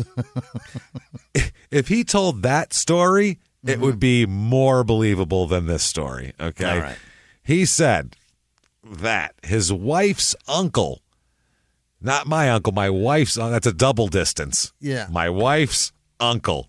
Somebody I rarely see. 2 arms lengths here. Yeah. Used the vehicle the night before, and you know what? I don't know for sure, but he might have folded up this $20 bill and put it in the glove compartment where I could have found it and put it in my wallet without noticing the cocaine. Who knows? I need money. When did this happen? All today, but I don't know if that happened. I don't know if I found a folded up $20 bill in my glove compartment or not. I can't testify to it, but, Not sure. Then he also said that he was joking with the officer about sex. He didn't intend to actually have any. He was just joshing. Just kidding, man. just pulling your leg. Want to pull mine? JK, girl. I'll give you $50. Oh, my God. That's so amazing. They said, oh, no, you're definitely under arrest for cocaine possession and soliciting a prostitute. And, you're coming to prison. You're coming to jail for this shit. So his wife, Charisse, traveled from their California home to Florida to get him out of jail. Uh-huh. Oh, my God. Doc Gooden said, quote, I was shocked. Were you? Well, why? I was shocked. I was hurt. I don't have all the results of what happened, but I can feel for what he's going through right now. I've been there. We know that. You're there on and off now still. So very aware. It's a lot. Absolutely. David Cohn said, I hope his career isn't over. I hope they don't give up on him. But these sort of situations also conjure up the flip side of the argument. How many chances do people get? Darryl's like, hey, Dave, can you stop playing devil's advocate here and just fucking help me? Nobody's asking for your help talking, Dave. What are you, a philosophy major? Fucking help me. Say you're on my side. Jesus Christ. April 24th, 1999, he is placed on administrative leave by Major League Baseball pending a review of his drug charges. Yeah. So not allowed to play or work out with the Yankees or their farm teams during this time. May 26, 99, enters a no contest plea to charges of cocaine possession and soliciting a prostitute. Oh, boy. And he's sitting in court with his wife sitting next to him, burning holes in his side of his skull with her fucking eyes. It's awesome. He is sentenced to, you, sir, may fuck off 18 months of probation. Really? That's it. And 100 hours community service. So he immediately corrects real hard. This is the thing that crime and sports guys do, okay? They start out on like a rise, okay? It's a rise. They hit grace. Yep. And then there's a fall. And sometimes the fall is like a steady fall. Sometimes it's a fucking roller coaster drop. Yeah. But at most of the time, they have these like if it's a roller coaster drop, they try to correct insanely hard. Pull all the way back on the stick and fucking bring this bitch back up into the clouds. And it just doesn't work. They swing wild, and that's, nobody's just trying to be normal. So he goes from, hey, baby, how much to suck this dick? We can snort some lines, to the next week he's on the Trinity Broadcasting Network talking about Jesus and how God has helped him. Yeah. And it's He's immediate. Up to the clouds for sure. It's fucking immediate, dude. It's wild. And the man beyond him. He's also breaking another crime in sports rule of when things are going bad, don't find God. Don't do that. Find God when things are going well, and that's fine, because that's a decision that you're actually making. Here, you're grabbing onto a life raft. This might not be what you need. Yeah. This is just desperation, grabbing for anything here. So in addition to appearing there, he and Tiny Lister, Debo / Zeus / whatever the fuck, Tiny Lister and Darryl Strawberry appeared on Benny Hinn's television program. Unbelievable. To give their testimonies, where Benny Hinn, for some reason, he takes his sport coat off and fucking whaps people across the face with it, like beats them with a sport coat, and they fall down, and then they're saved. And that's how you save souls. And he says, "You're good now," and then that's it. You're good. You're deemed good. So he also appeared on the 700 Club with Pat Robertson. Is that right? I swear to God, dude, it's just weird, man. The whole thing is fucking weird. Pat Robertson's looked like a corpse since 1982, so that's even weirder. So talks about his life, his newfound faith, and all that kind of shit. So June 18th, 1999, Bud Selig says, good, you're going to have a lot of time to worship, because you're going to have a 120-day suspension, then you can return there. Oh, shit. So, yeah. He reduces it in August, though, and says, you can come back now if you want. We could sure use it. Yep. So September 1st, 1999, the Yankees purchased his contract from minor league team Columbus there, and he comes up and finishes the season, just plays the last month of the season in the playoffs, where they end up sweeping the Braves in the World Series. Another ring. A ring. This is the strangest arc of a year I've ever fucking heard in my life. From the arrest and coke, and he's fucked and suspended and holy shit and this and that, and 9 months later or 10 months later, he's a World Series champion. It's the strangest fucking year ever. I swear to God. So weird. So that year, 24 games, he hits .327 with 3 homers, though. Does very good. And after that, he says, that's enough for me. Retires from baseball. Totals of his career, .259 career batting average, 335 home runs, 1,000 RBI exactly. No kidding. On the fucking nose. How weird is that? 1,000 exactly. So that's what he was going for. And yeah, he's like, I got enough now. 221 stolen bases as well, which I don't think people think of. That's a decent number of steals for a power hitter, for your cleanup hitter. That's not too shabby. Yeah, he averaged in the beginning of his career, I probably should have mentioned this earlier, but in 1987, he stole 36 bases. Is that right? He hit 39 home runs and stole 36 bases. So he damn near went 40-40, but he was 30-30. And then the next year, he had 29 steals, 39 home runs. Beginning of his career, he had like high 20s in steals every year. And then by the time he went to the Dodgers, he went to, from 29, 11, 10, or 15, 10 to 3, 1, 0, 0. Didn't work out. Total money, $36,005,667. That is retirement life. That's great money. Yeah. How much you think he has at that point? About $12,000. Yeah, he's got exactly. And he was planning on putting that on a down payment on a new car, probably, or some shit. It's his rent money. He also becomes one of only 3 players in Major League history, him and 2 other guys, to play for all the New York-based teams, current and former. Wow. He played for the Mets, Yankees, Dodgers, Giants, and it's all of them. It's him. That's all he played for. That's the only 4 he played for. That's what's wild. It's him, Ricky Leday, and Jose Vizcaíno. And those guys were journeymen at the end, where they played for a different team every fucking year. So they could just by the odds they would do that. Whereas he only played for 4 fucking teams. That was it. So that's incredible. Interesting. November 15th, 1999, another book comes out.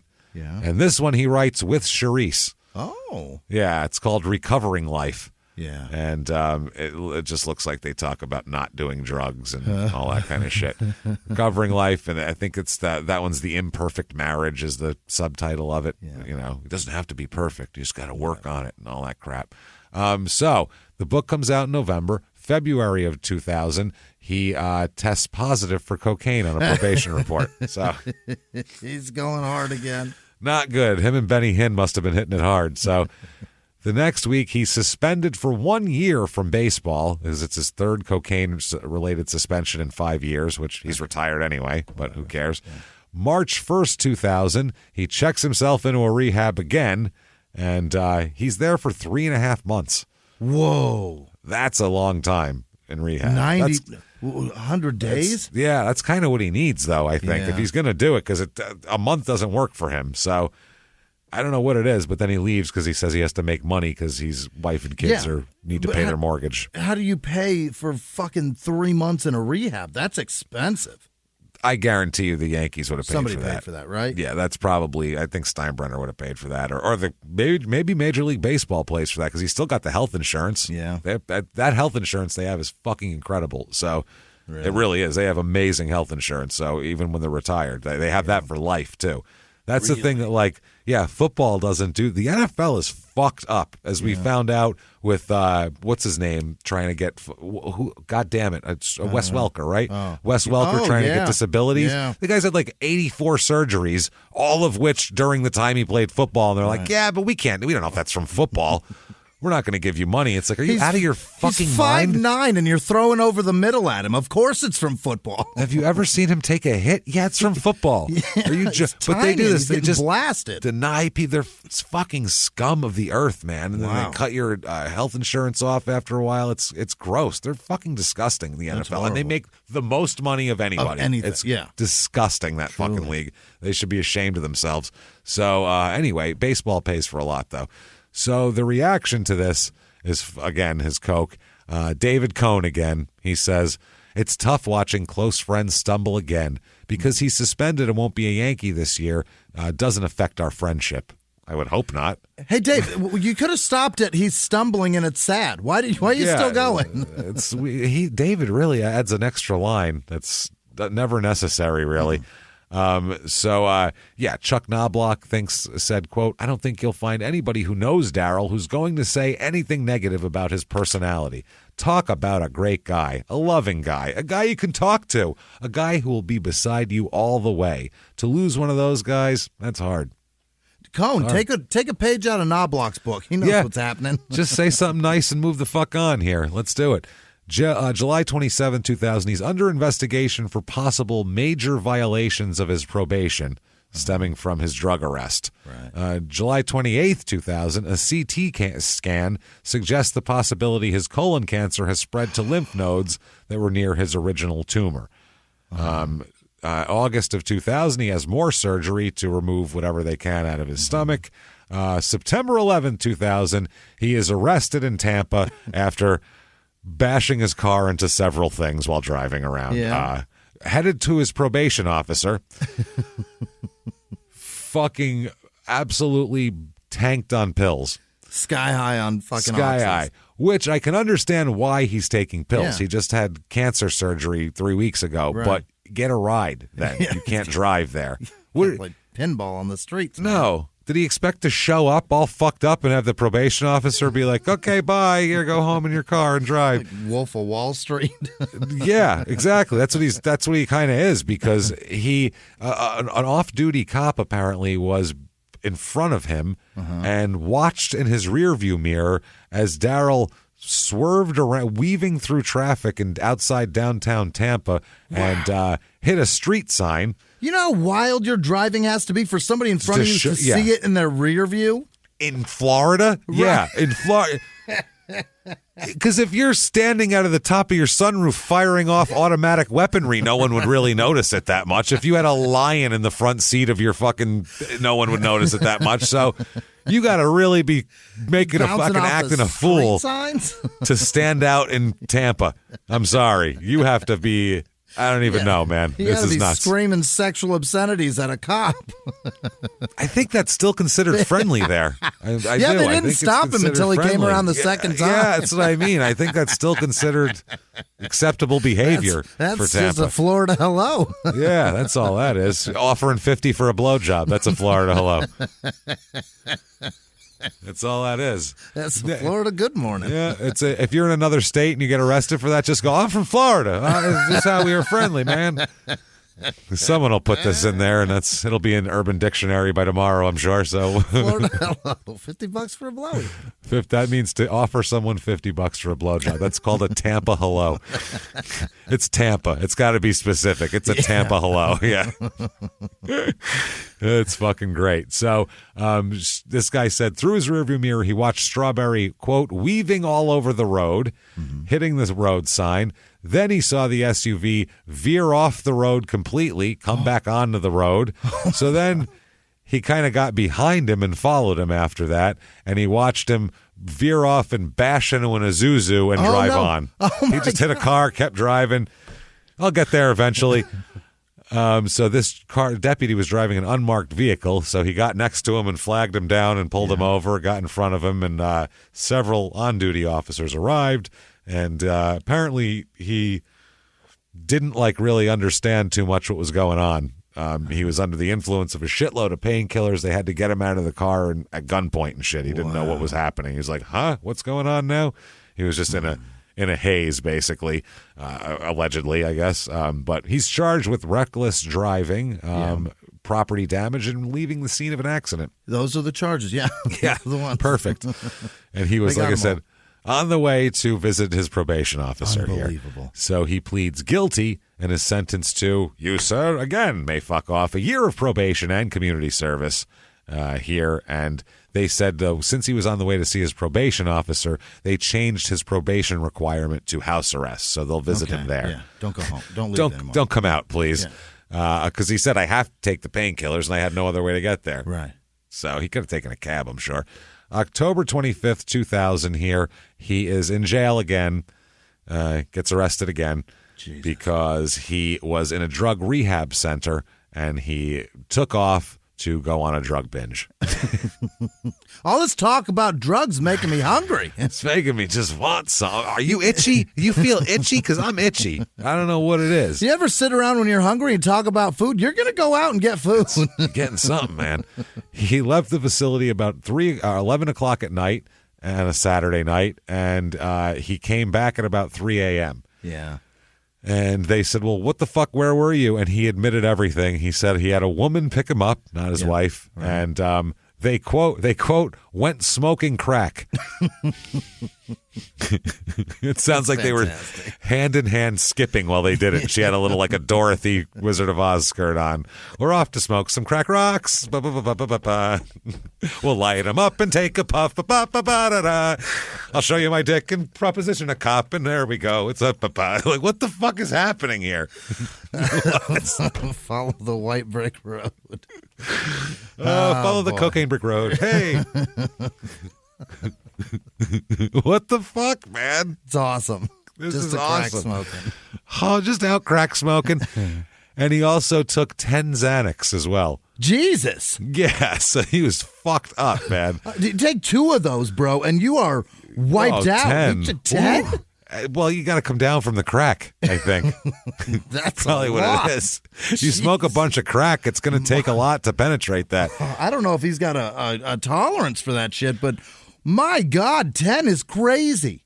I've seen guys do like a fucking 8-ball of Coke and drink a bottle of booze. Yeah. Because you can balance them like that. So you can do a ton of Coke and drink a ton of booze, and you're less drunk and not so. But 10 wired. Xanax. Oh, I know. Fuck. I don't know. I don't smoke crack, and I never have. So I don't know what kind of a.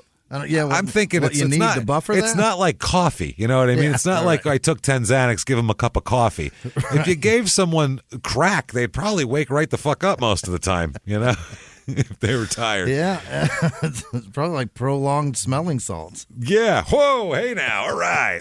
Who wants to dance? 2 hours of smelling salts. Oh my God. So, the guy who runs the facility said, quote, "Needless to say, we're always disappointed when an addict relapses, and Darryl Strawberry is an addict." Boy, is he. I would say so. So he's charged with violating probation or violating parole at this point. And it's all a violation of his parole, everything he's done basically here. He said he's been under tremendous distress battling cancer, and that's what happened here. So come on. Xanax for this. Come on, you know what I mean? So the lawyer said the easiest thing for the judge and the public to do is say, how many chances is Darryl Strawberry going to get? I'm not ready to give up on Darryl Strawberry. That's what they want the judge and the public to say. Give him more chances. Come on. So, yeah, that is fucking ridiculous, man. He's also has to wear an electronic monitoring device now and all that sort of thing here. And he's held in jail for a while here. Yeah. He's held in 40 days in jail. He ends up doing on that whole thing. They don't let him out. He's also, though, he has to go back into rehab all the time. Mm-hmm. He goes back and gets out of jail, once he's in jail doing the 40 days, and he tells the jail that since he's been in jail, he's lost his will to live, and he's stopped chemotherapy, and he wants to die of cancer in jail. Suicide by cancer. I've never heard of that one before. Whoa. But that's hardcore. Hey, slit your wrists, you pussy. Fuck, that is suicide by cancer. I want pain. That's brutal. My so God. April 2nd, 2001, he's back in a rehab center. He's out of jail. He's doing great. He's good now, as a matter of fact, until he goes missing from the rehab center again. This time, Where's though, he at? the New York Yankees get a phone call from an unknown caller who says that Darryl Strawberry has been kidnapped. And they've pistol whipped him, and they're holding him for ransom, and they want $50,000 for Darryl Strawberry to get him back, and they called the Yankees for that. So the next day, though, he's arrested and charged with violating a probation warrant after a 4-day disappearance from a drug rehab center here. Kidnapping himself. Yeah, he was never kidnapped. They found out that none of that happened. We and want it was $50,000 or $500 gift card to Bobo's Crack House. His lawyer said the search is over and Darryl is okay. We've put him in a hospital to make sure he's taken care of.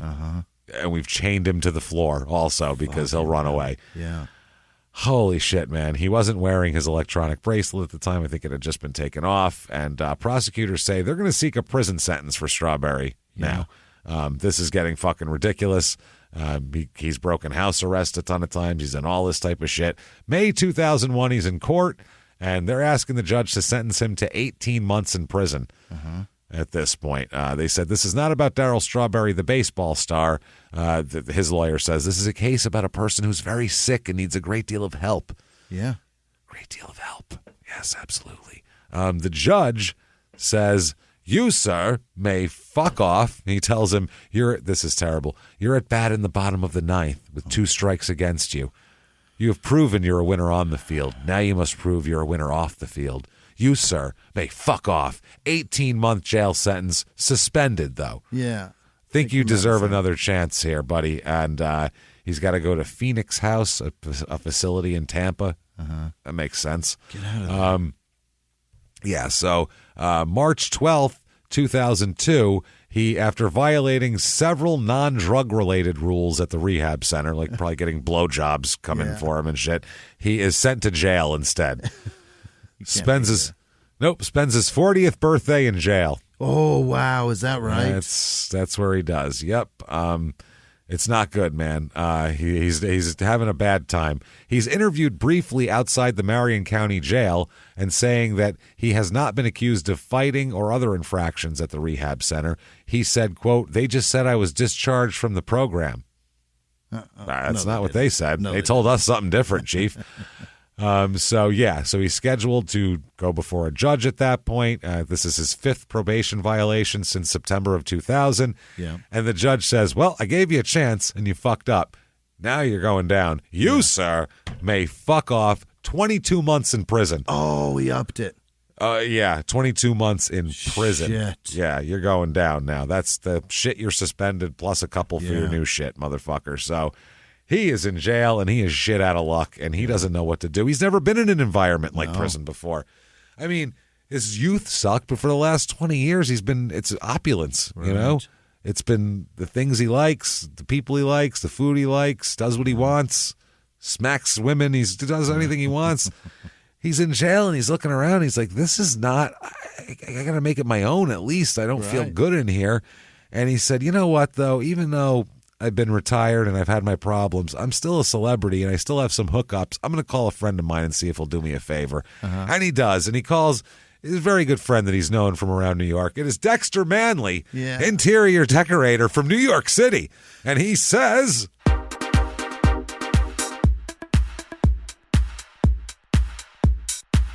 how is it you've come to arrive here? Holy shit, man. This is like, wow. Like, you're, okay. Listen to me, okay? Look me in the eye, Darryl. Here, 1 and 2, Darryl. There's only 2. I want both of them on me, okay? Darryl, you're white trash, Darryl. I'm sorry. You, sir, are white trash. There's all there is to it. You have all the signifiers of white trash. Yeah.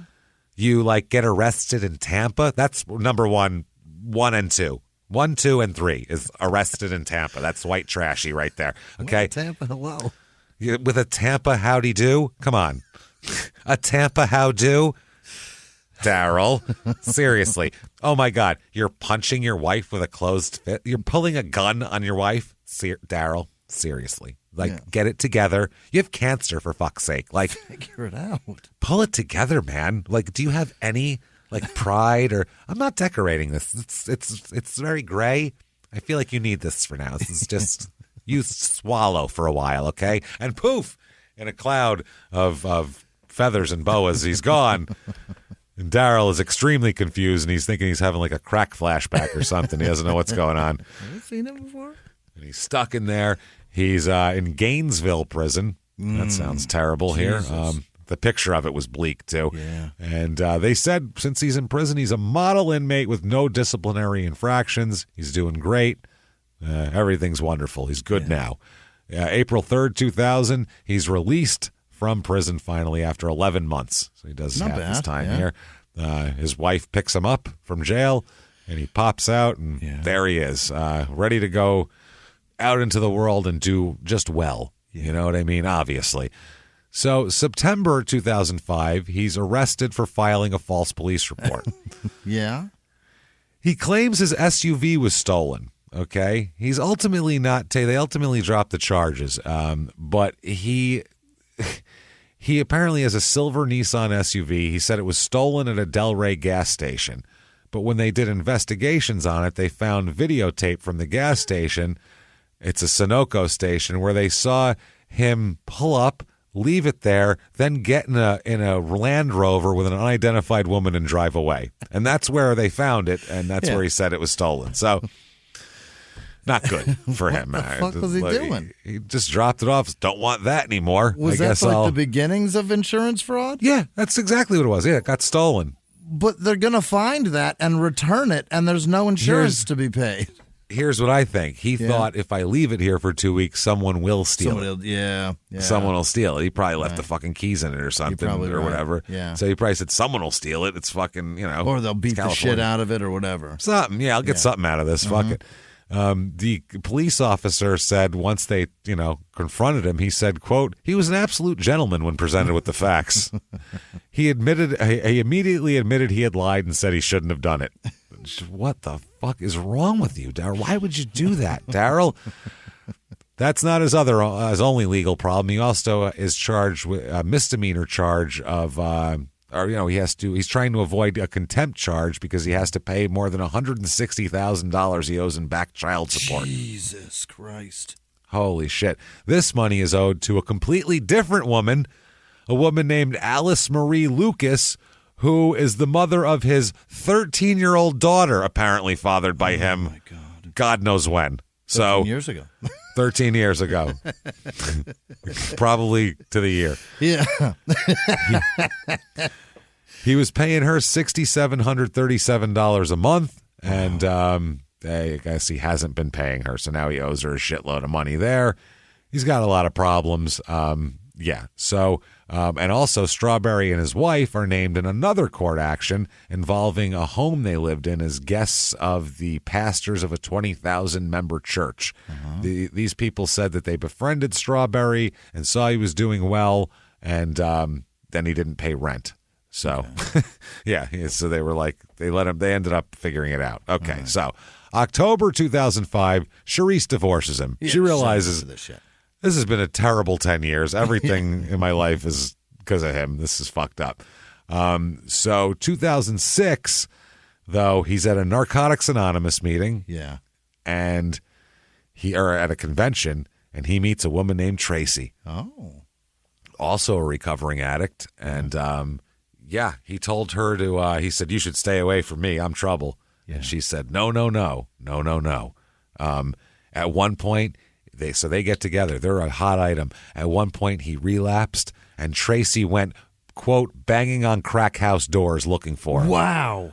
She knows where they are, so that's helpful. Yeah. And she took him home to her parents' house in St. Louis, and took care of him. There. Yeah. Yep. And they get together. They get married. Now, it's so funny. There's all these pictures of them, too. You'll never find a picture of them together where she's not tightly gripping him in some way, shape, or form. His arm, his shoulder. She's always gripping him like he'll run away and smoke crack if I'm not physically holding him. Does you can Darryl need see help? it. Do we need to take him away from her? It's no. She's like, I'm keeping him from smoking crack. This is what it's good for him. Okay. So there's one picture where she's sitting, he's standing behind her with his hands on her shoulders, and she's still got one hand up gripping his hand tightly, like he'll run away if he's behind me. Don't go. He's going to replace his hand with something that weighs about the same amount, like Indiana Jones, and I'm not going to know. And next thing you know, he'll be soliciting a prostitute with cocaine in his wallet and blaming it on my uncle. This is not good. She really loves him. She loves him. She said, Darryl said, I was hurting so much. I was angry. I was mad. She came into my life, and I saw something different in her eyes. So there was that. Yeah. There you go. Something different.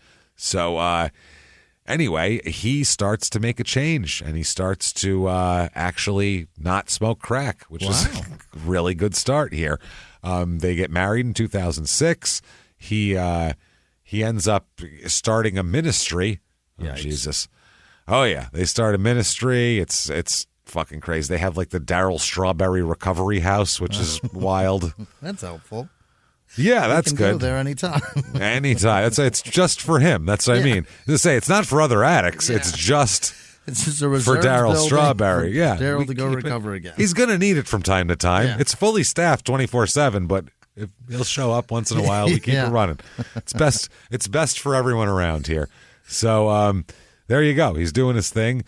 Baseball, he throws out the first pitch at Shea Stadium before Game 1 of the NLCS in 2006. Really? They let him do that. He got a huge ovation. 2007, Darryl Strawberry Jr. is drafted by the Phoenix Suns in the NBA. No kidding. Yes, he is. Just second-round draft pick, and he plays 2007 and 8 for the Phoenix Suns, and then he's played for a different team every year in Europe. He's been playing still playing since then. Yeah, he's still playing. Yeah, 2021 season still he was playing, so... he also, Darryl Sr., served as an announcer on the Mets pre- and post-game shows in 2007 and 8, and he ended up being like an analyst, like a kind of a color man there. Okay. A color man, I didn't. Yeah. Make sure, who knows? Yeah. Somebody said, what the fuck did you just say? Rewind that. Color commentary is what we're getting at. He ends up making an appearance at Old Timers Day for the Yankees as well, and everybody likes Darryl because he was good on the team, and everybody felt bad because in the Yankees' time, that was his cancer years, so we all kind of felt bad. I remember even when he got busted for smoking or having coke and soliciting a hooker, we were like, he's got cancer. Right. Who gives a shit? Like, come on. He's got cancer. He should be able to do coke. What are the chances he has any of those rings? Oh, wow. That's a tough Zero, one. Yeah, right? I don't think he's got those rings. Zero. Yeah. No way. They probably make him sell them to do child support payments, for Christ's sake. He also appears on Celebrity Apprentice in 2010 with like Sharon Osbourne and Cyndi Lauper and Bret Michaels and a bunch of other fucking failures who are None of them are failures. I shouldn't say that. Sharon Osbourne has a shitload of businesses, and Cyndi Lauper is like a multi-platinum She's doing fantastic. She does fine for herself, and I'm sure Bret Michaels with his stupid reality shows. I'm sure hepatitis or whatever. He's got. I was going to say, I'm sure he's got a beautiful house down in Tampa. That's just diabetes. Gorgeous. That's what he's got. There you go. Yeah. He definitely lives in Tampa, though. Yeah, You look at him and you see Tampa in his eyes. That boy, that old man probably still plays concerts at like FSU or some shit. Oh, yeah. Well, the field next to FSU. Yeah. Is what it is. I bet he tailgates and does concerts for FSU kids. He'd crush in Laughlin, I think. Do really well there. And slay the pussy, too. Yeah. At the end of the third episode, Darryl was fired, and he admitted that he was tired and he wanted to go home. He said, I know I'm the weakest contestant, and I'm tired, and I want to go home. Because he knows nothing about business. Yeah, he finished in 12th place. Yeah, he doesn't know what he's doing for anything. He knows what a gram of Coke costs. That's it. And he knows how to write a book, because May 4th, 2010, another book is released. Oh, my God. This one, remember, he had one called Darryl. This one's called Straw. We're getting there. And then the third part of the trilogy is going to be just Barry. You know it's coming. Barry. I'm waiting for Barry. That's going to be the hot one right there. He's got himself a trilogy. Oh, yeah, it's a whole trilogy. In 2010, he is also inducted into the Mets Hall of Fame. Oh. Good for him. In 2010, he as well opens his own restaurant, Strawberry Sports Grill in Queens. Oh, boy. Got that. 2012, he closes Strawberry's restaurant in Queens. He didn't learn shit on The Apprentice. Nope. 2 years. That's something. So he said that after 2 wonderful years, we sadly announced that Strawberry Sports Grill has shut its doors for the last time. Unfortunately, things have just run their course. Yeah, he said, we opened 2 years ago, never imagined we would meet so many beautiful people and make so many good friends and lose so much money. Should have been in there. Holy shit. August 5th, 2014, he and Tracy write a book together. Oh, co-book. It's called The Imperfect Marriage. That's The Imperfect Marriage. So that's what he has there. Let's see, 2015 in May, there's an article on him. He looks like he's put some weight on, and he says addiction is a struggle, and you can get caught up in it. He said it led to a life of destructive behavior. There's no question about it. My relationships with my first wife and second wife, it tore people's lives up. Anyone who has an addiction problem is very selfish, very self-centered, and it's strictly about them. They don't care who they screw up along the way. Yeah. Okay, all right. So it has nothing to do. So you didn't have any. Okay. Yeah. Wow. For a guy who couldn't kick it, he really has some shit going on there. Vicious to everybody. Yeah. August of 2016, Doc Gooden's having his drug problems at that point, and Darryl is publicly talking about it. Just tearing him down. Said, I got to find Doc Gooden. He's a fucking mess. And he said, I have to try to do something before he's dead. Oh. Jesus Christ. He said, I'm worried a lot. I know addiction. My fear is people don't change. They die. They die this way. I just hope the light comes on soon before it's too late. So, yeah, there's that.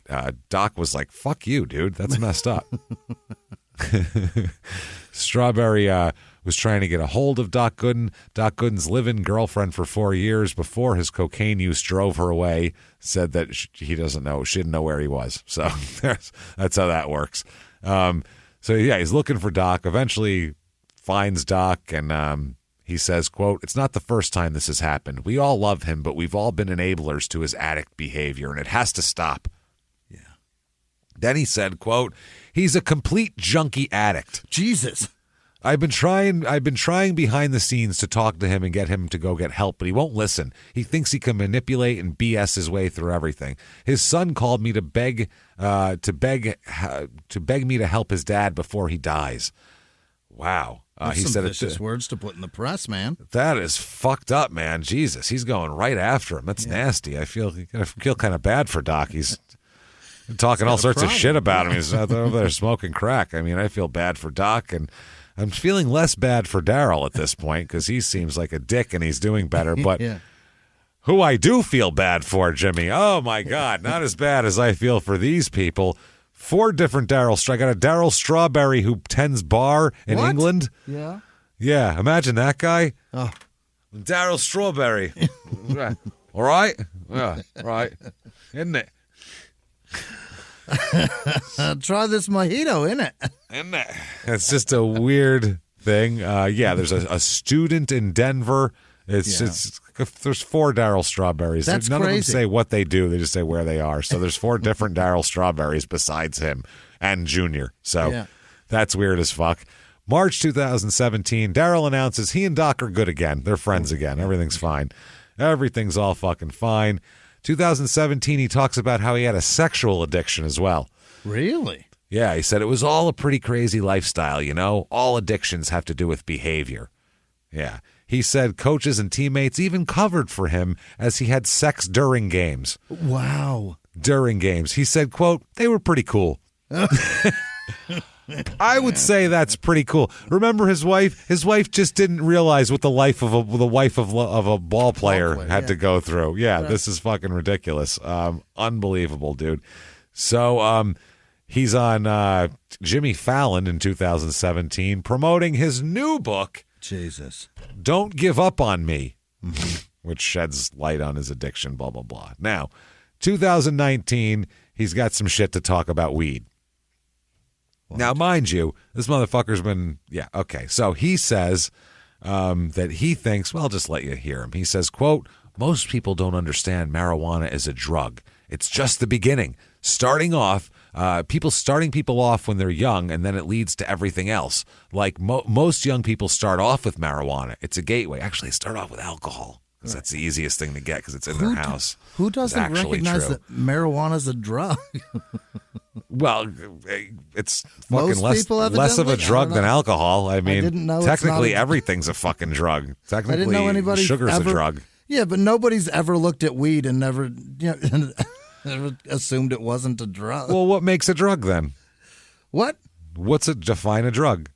What's a drug to you? A drug is THC. I'm not challenging. I'm saying no. I'm saying what's a drug to you? Drugs are things that make you feel different. Make you feel different. Okay. Yeah, all right. That's a decent... It's drugs. They make you feel different, euphoric, because... You can take drugs for your blood pressure. That's still drugs. But that's a drug that has wide... I guess it's a good definition, though. But he said most people look at marijuana and don't realize it's a drug. Of course it's a drug. Everybody knows that. He didn't even fucking... But this is how dumb he is. He didn't even... Fuck that. No, that's bullshit. Because what I'm saying is he didn't even realize that most people start off with alcohol who nobody fucking considers a drug. They consider it fun. It's just, who doesn't drink? Half the people I see on fucking line, their whole personality is booze. Their whole personality. Every post is getting drunk again. We're on the fucking bar again. Up doing the pub crawl again.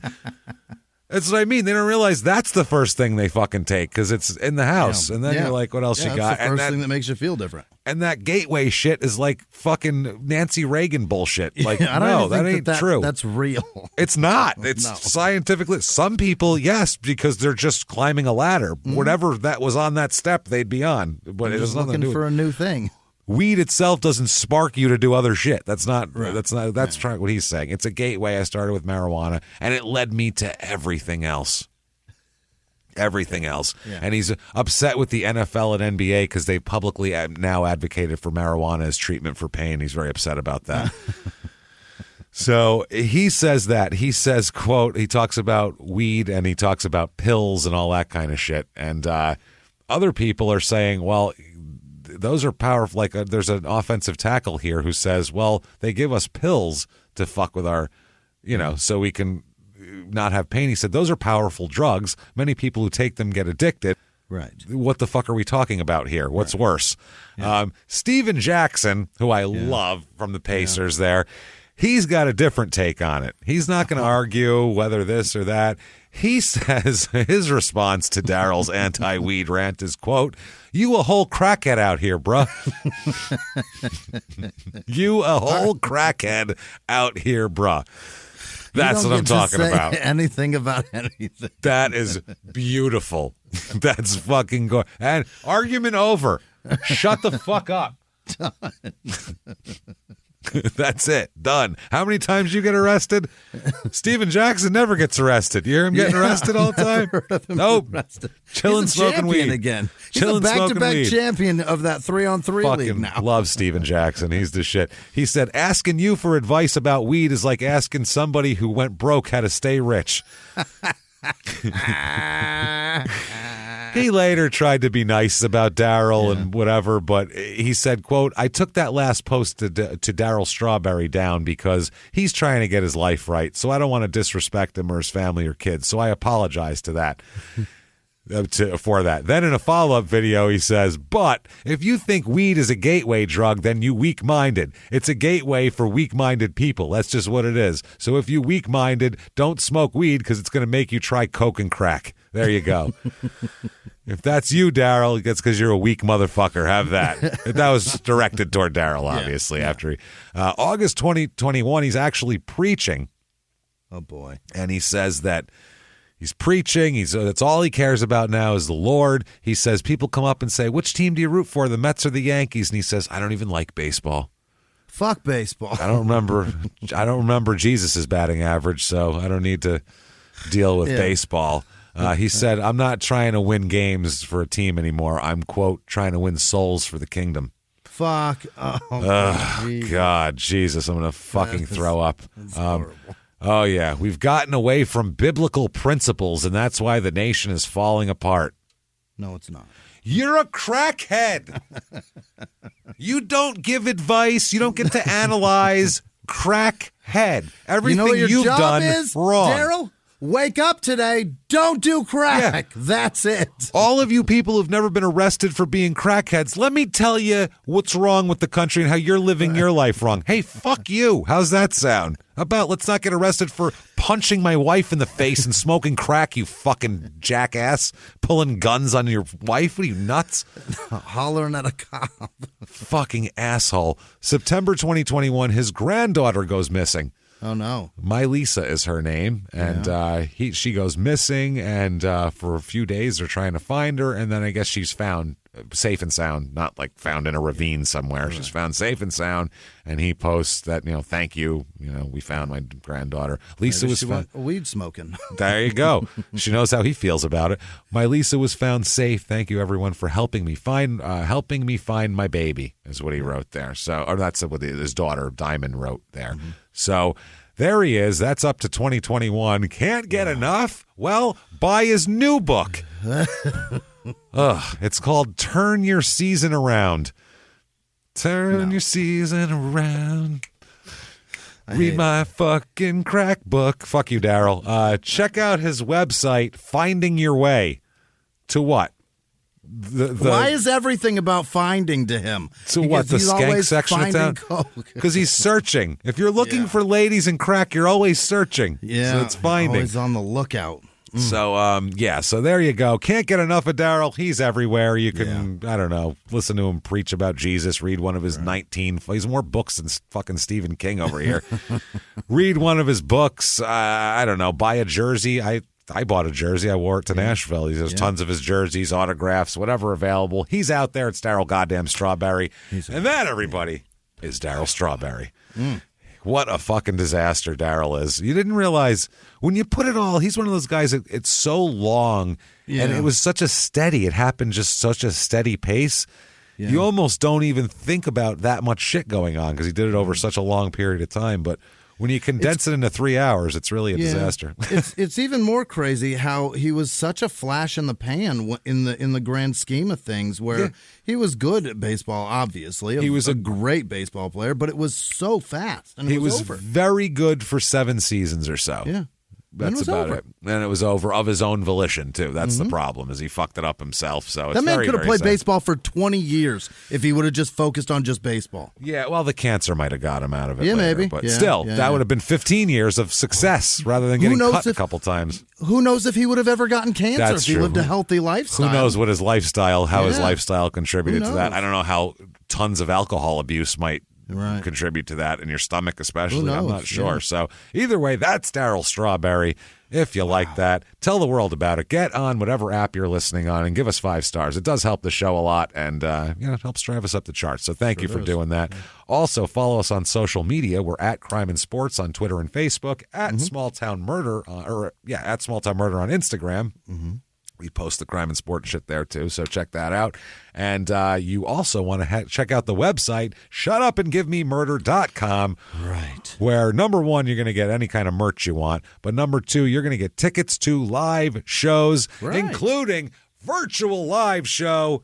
Oh, baby. The virtual live show, October 27th. It's available for a week afterwards as well. Yeah. You can order it. And watch it over and over as many times as you want. Do whatever you want to do with it for a whole week. And it's going to be 4 days before Halloween. We'll make it an extra spooky, weird, creepy, dirty story. It's going to be crazy fun shit. We can't wait. We love the virtual lives. And we keep doing them because we get a great response. People fucking really like them. And they do. Yeah. God damn it. You know what? We'll pat ourselves on the back. We throw down on any kind of live show. Yeah. We're comics. So we want laughs. We're not just trying to jerk off and waste time. It's have a great Thursday night, that's right? Isn't that Thursday? It's a Thursday night, and it's available for a week over Halloween, the whole deal. And then also get your tickets for live shows. And in a live show, it's a fucking comedy show, everybody. It's a party. It's not like, I'm not talking shit about anybody else because I don't know. I only hear this from people at venues. The people who run the venues and work at venues tell us, wow, we get podcasts in all the time, and they're not funny at all, even if they're comedy shows. They're not, the people on them aren't comedians, which is fine. You can run a murder podcast without being a comedian or a podcast about whatever without being a comedian. But when you're going to do a live show and entertain people for 2 hours, now it's a college lecture. It's not a fucking actual comedy show. We're comedians. We know how to do this. Yeah. It's an hour 45 to 2 hours of ass-pounding comedy. It'll be fun. We're going to fuck you up. That's how it works. So hang out with us there and come see us in Tampa. If we haven't pissed off everyone in Tampa, on September 23rd at the Tampa Improv, we do 2 shows. They know. Yeah, they're fine with it. And in Orlando the next night, September 24th at the Orlando Improv. Come out, 2 shows that night. And the 2 shows in Tampa are different shows than each other. The 2 shows in Orlando are different shows than each other. So feel free to see 2 in a night, damn it. There you go. Make a party out of it. We can do it there. That said, Patreon.com/Crime and Sports is where you get all of your bonus stuff, and you're going to get tons of bonus stuff for the price of a cup of coffee, Jimmy. Right. For $5 a month or more, whatever you want to put on there, but at least $5, you're going to get all the bonus shit, everything. Not only the 2 new episodes that we put out every other week, but also the entire back catalog of like 150 episodes that you can listen to and have a good time with. This week, what we're going to talk about for Crime and Sports, we're going to continue the sports sex scandals. Yeah. With part 2 of number 1, the Duke fuck list. We got to finish that. We only did half of that. That's wild. The rating, this college girl did her senior thesis on fucking athletes at school and rating their cocks and sexual performances in general and ranking them. And she got a good grade, too. And also Tony Parker banging Brent Barry's wife, and the soccer player, I believe, in England who was fucking his sister-in-law and then wrote her poetry that became public. It's very embarrassing. Oh, boy. We'll talk about all that and a couple more. There's a whole bunch of grody sex scandals. Don't worry about it. Then for Small Town Murder, we're going to talk about this really interesting documentary for a part of it, and then the rest will be the rest of the investigation on the Zodiac Killer. It's called, what is it, The Most Dangerous Animal, I believe it's called. Yeah. It's on Netflix. It's new. It's a man who, honestly or dishonestly, we don't really know his intentions, but he believes and says that his long-lost father is actually the Zodiac Killer, and writes a whole book presenting just, ironclad evidence that turns out to have holes everywhere in it. It's just like a screen. There's just this shit pouring through it. It's very a fucking loose facts. Very loose facts. And we'll find out. We'll talk about that and find out also where the investigation kind of stands today with different people and who's the guy they think it is at this point, because it seems to change every few years or so. So that's Patreon this week. You can get all of that, like I said, $5 a month or more or above, whatever you want to do. Yep. And you're also going to get a shout out at the end of the show, which is actually right now. And you're going to get that. Please, enjoy the shout out as well. Patreon.com/crimeinsports. And Jimmy, I would like you to hit me with the names of the people who would never shout out sexual propositions at the window at us. Please hit me with that list. This week's executive producers are Arthur Lane. He says Yahweh is a cunt. I tend to agree. Yamika Woolridge, Michelle Terry, thinking of you, by the way. Yeti Shetty and Jordan in Canada. Thank you guys so much for everything you do. Other producers this week are Jesse Pitts in Nashville. He hung out with us in the green room there for a little bit. Thank you for Good the to see gift. you. Yeah. Goth Brooks in Nashville. He's a terrific man. Yep. Taylor in Memphis. Jimmy Davis. Alex Hopper. Lou Duva. You know who that is. The boxing manager. Yeah, there it is. Carl, the South African birdwatcher whore. I don't know what that's about. Corporal Carl Kirshner. Joey Pepperoni Nips came to Nashville, and he brought Pepperoni Nips T-shirts. Yes, that's adorable. I have that. And he Yes, also thank brought Ruben Barbasol Can Rodriguez with him. Thank you guys both for being there. Christina Bateman, Jude Kendall, Happy Hour checking in Eugene, Oregon. Beaver Nicole and Baby Kit. Regina Riles, Reiholtz? I don't know how that's pronounced, but she did write a little message, and she is right. It doesn't matter. The rest of it's fine. Whatever. Steve Schnell and his synergism. He's great. Janice Hill, Frank the South African birdwasher, Senorita Melanie Martin. Happy birthday. Rick likes you, evidently. Oh, boy. That's wonderful. I don't know if that's romantic or not. Florence Cullerton, Swagmobile Pet Spa, Olga Kolashikuk, Ashley Chase, Jordan Rourke, Katie Anderson, Benjamin Coons, Jennifer Weldon, Danica Curry, Rochelle Lambert, Rachel Judy, Chris Seidel, Colin Dalrymple, Edwin Snell, David Van Dyke, Trey Siebold, Eli White, Sydney Bersker, David Gernerver, Katie Tilton, Teresa Trent, Jesse Clark, Mike Kubiak, probably not. Wait, no. That was different. Gary Kubiak. Gary. You're thinking of the old backup quarterback for John Elway and coach of the Texans. Maybe it's Gare's kid. Could be him. We don't know. Gerard Quigley, Keshia is without her last name. Roger Abriel, Barb Dowdy, Andrew Cracky. Oh, he might be Crack. Hey, Kelly Pelletier, Tiffany Paulson, Earl Chambers, Christopher Hess, David Zielinski, Tristan Horsnell. Yep. Jack McQueen, Amy Bradley, Eric Johnson, Kurt Klinkerkrat, Sarah Arrett. Yeah, sounds right. Heather Frederick, Brad Nelson, Angela Flippin Trainer, Frank Bruggeman, Lisa T, Corey Walker, Katie with no last name, Chris Adams, Zach Berkshire, Sonia Walker, JT Walters, Dana Stoltowski, Angela DeQuiris, what? Leslie Nibergal. Okay. Are you all right? The last three names. Nope. Okay, just checking. Laura Simmons, Kelly Crocker, Catherine Waring, Melissa Swanson, Jennifer Roadhouse, Deanna Murdoch, Lee Koch. That can't be right. Maybe. A. Smiley, Jareed Stonequist, Dylan Avernigen. Oh, boy.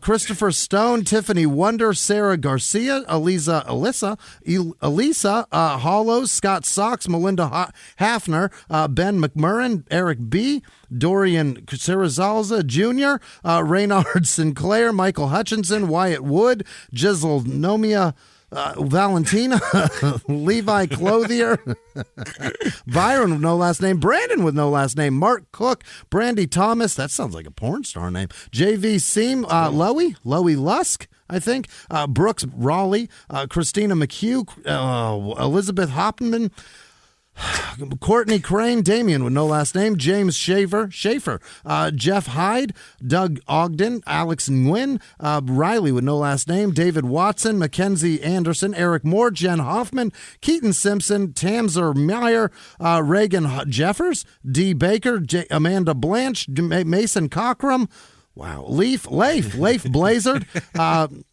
Brianna Nelson, None Your Business, Wesley Reif, Nikki Weed, Katie Owen, Ryan Fitzpatrick, Elias Cope, Casey Durr, Katrina Van Camp, Carla Kuntz, Jackson Wells. Be careful with that one, Jimmy. I know it.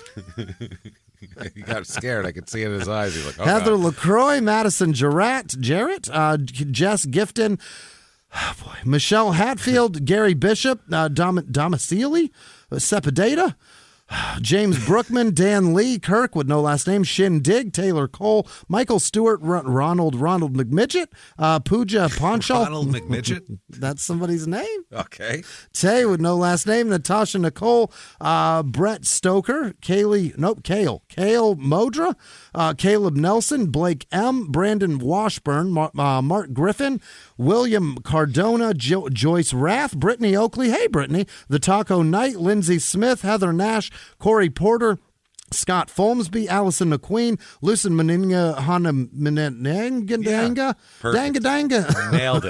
Nailed it, Jimmy. Alexandra Martinson, William Clifford, Dennis Cost, Sage Albright, and all of our patrons. Thank you. Thank you so much, everybody, for all that you do for us. Honestly, it's stunning, and we appreciate it very much. So thank you. Thank you so much. And if you want to find us, you can do it very easily. You want to find us on social media individually. Real simple. Just go to shutupandgivememurder.com. Links right there. Or you can just Google search Crime and Sports Podcast host, because there's only 2 of us. If you find others, tell us, and we will kick them right in their swamp mule dicks. Yes. Well, maybe they don't have swamp mule dicks. Let's hope not. Be frightened of them otherwise. Yeah. That said, thank you so much for joining us always on Crime and Sports, and for crazy-ass Darryl Strawberry. And live from the Crime and Sports studios, we will see you next week. Bye.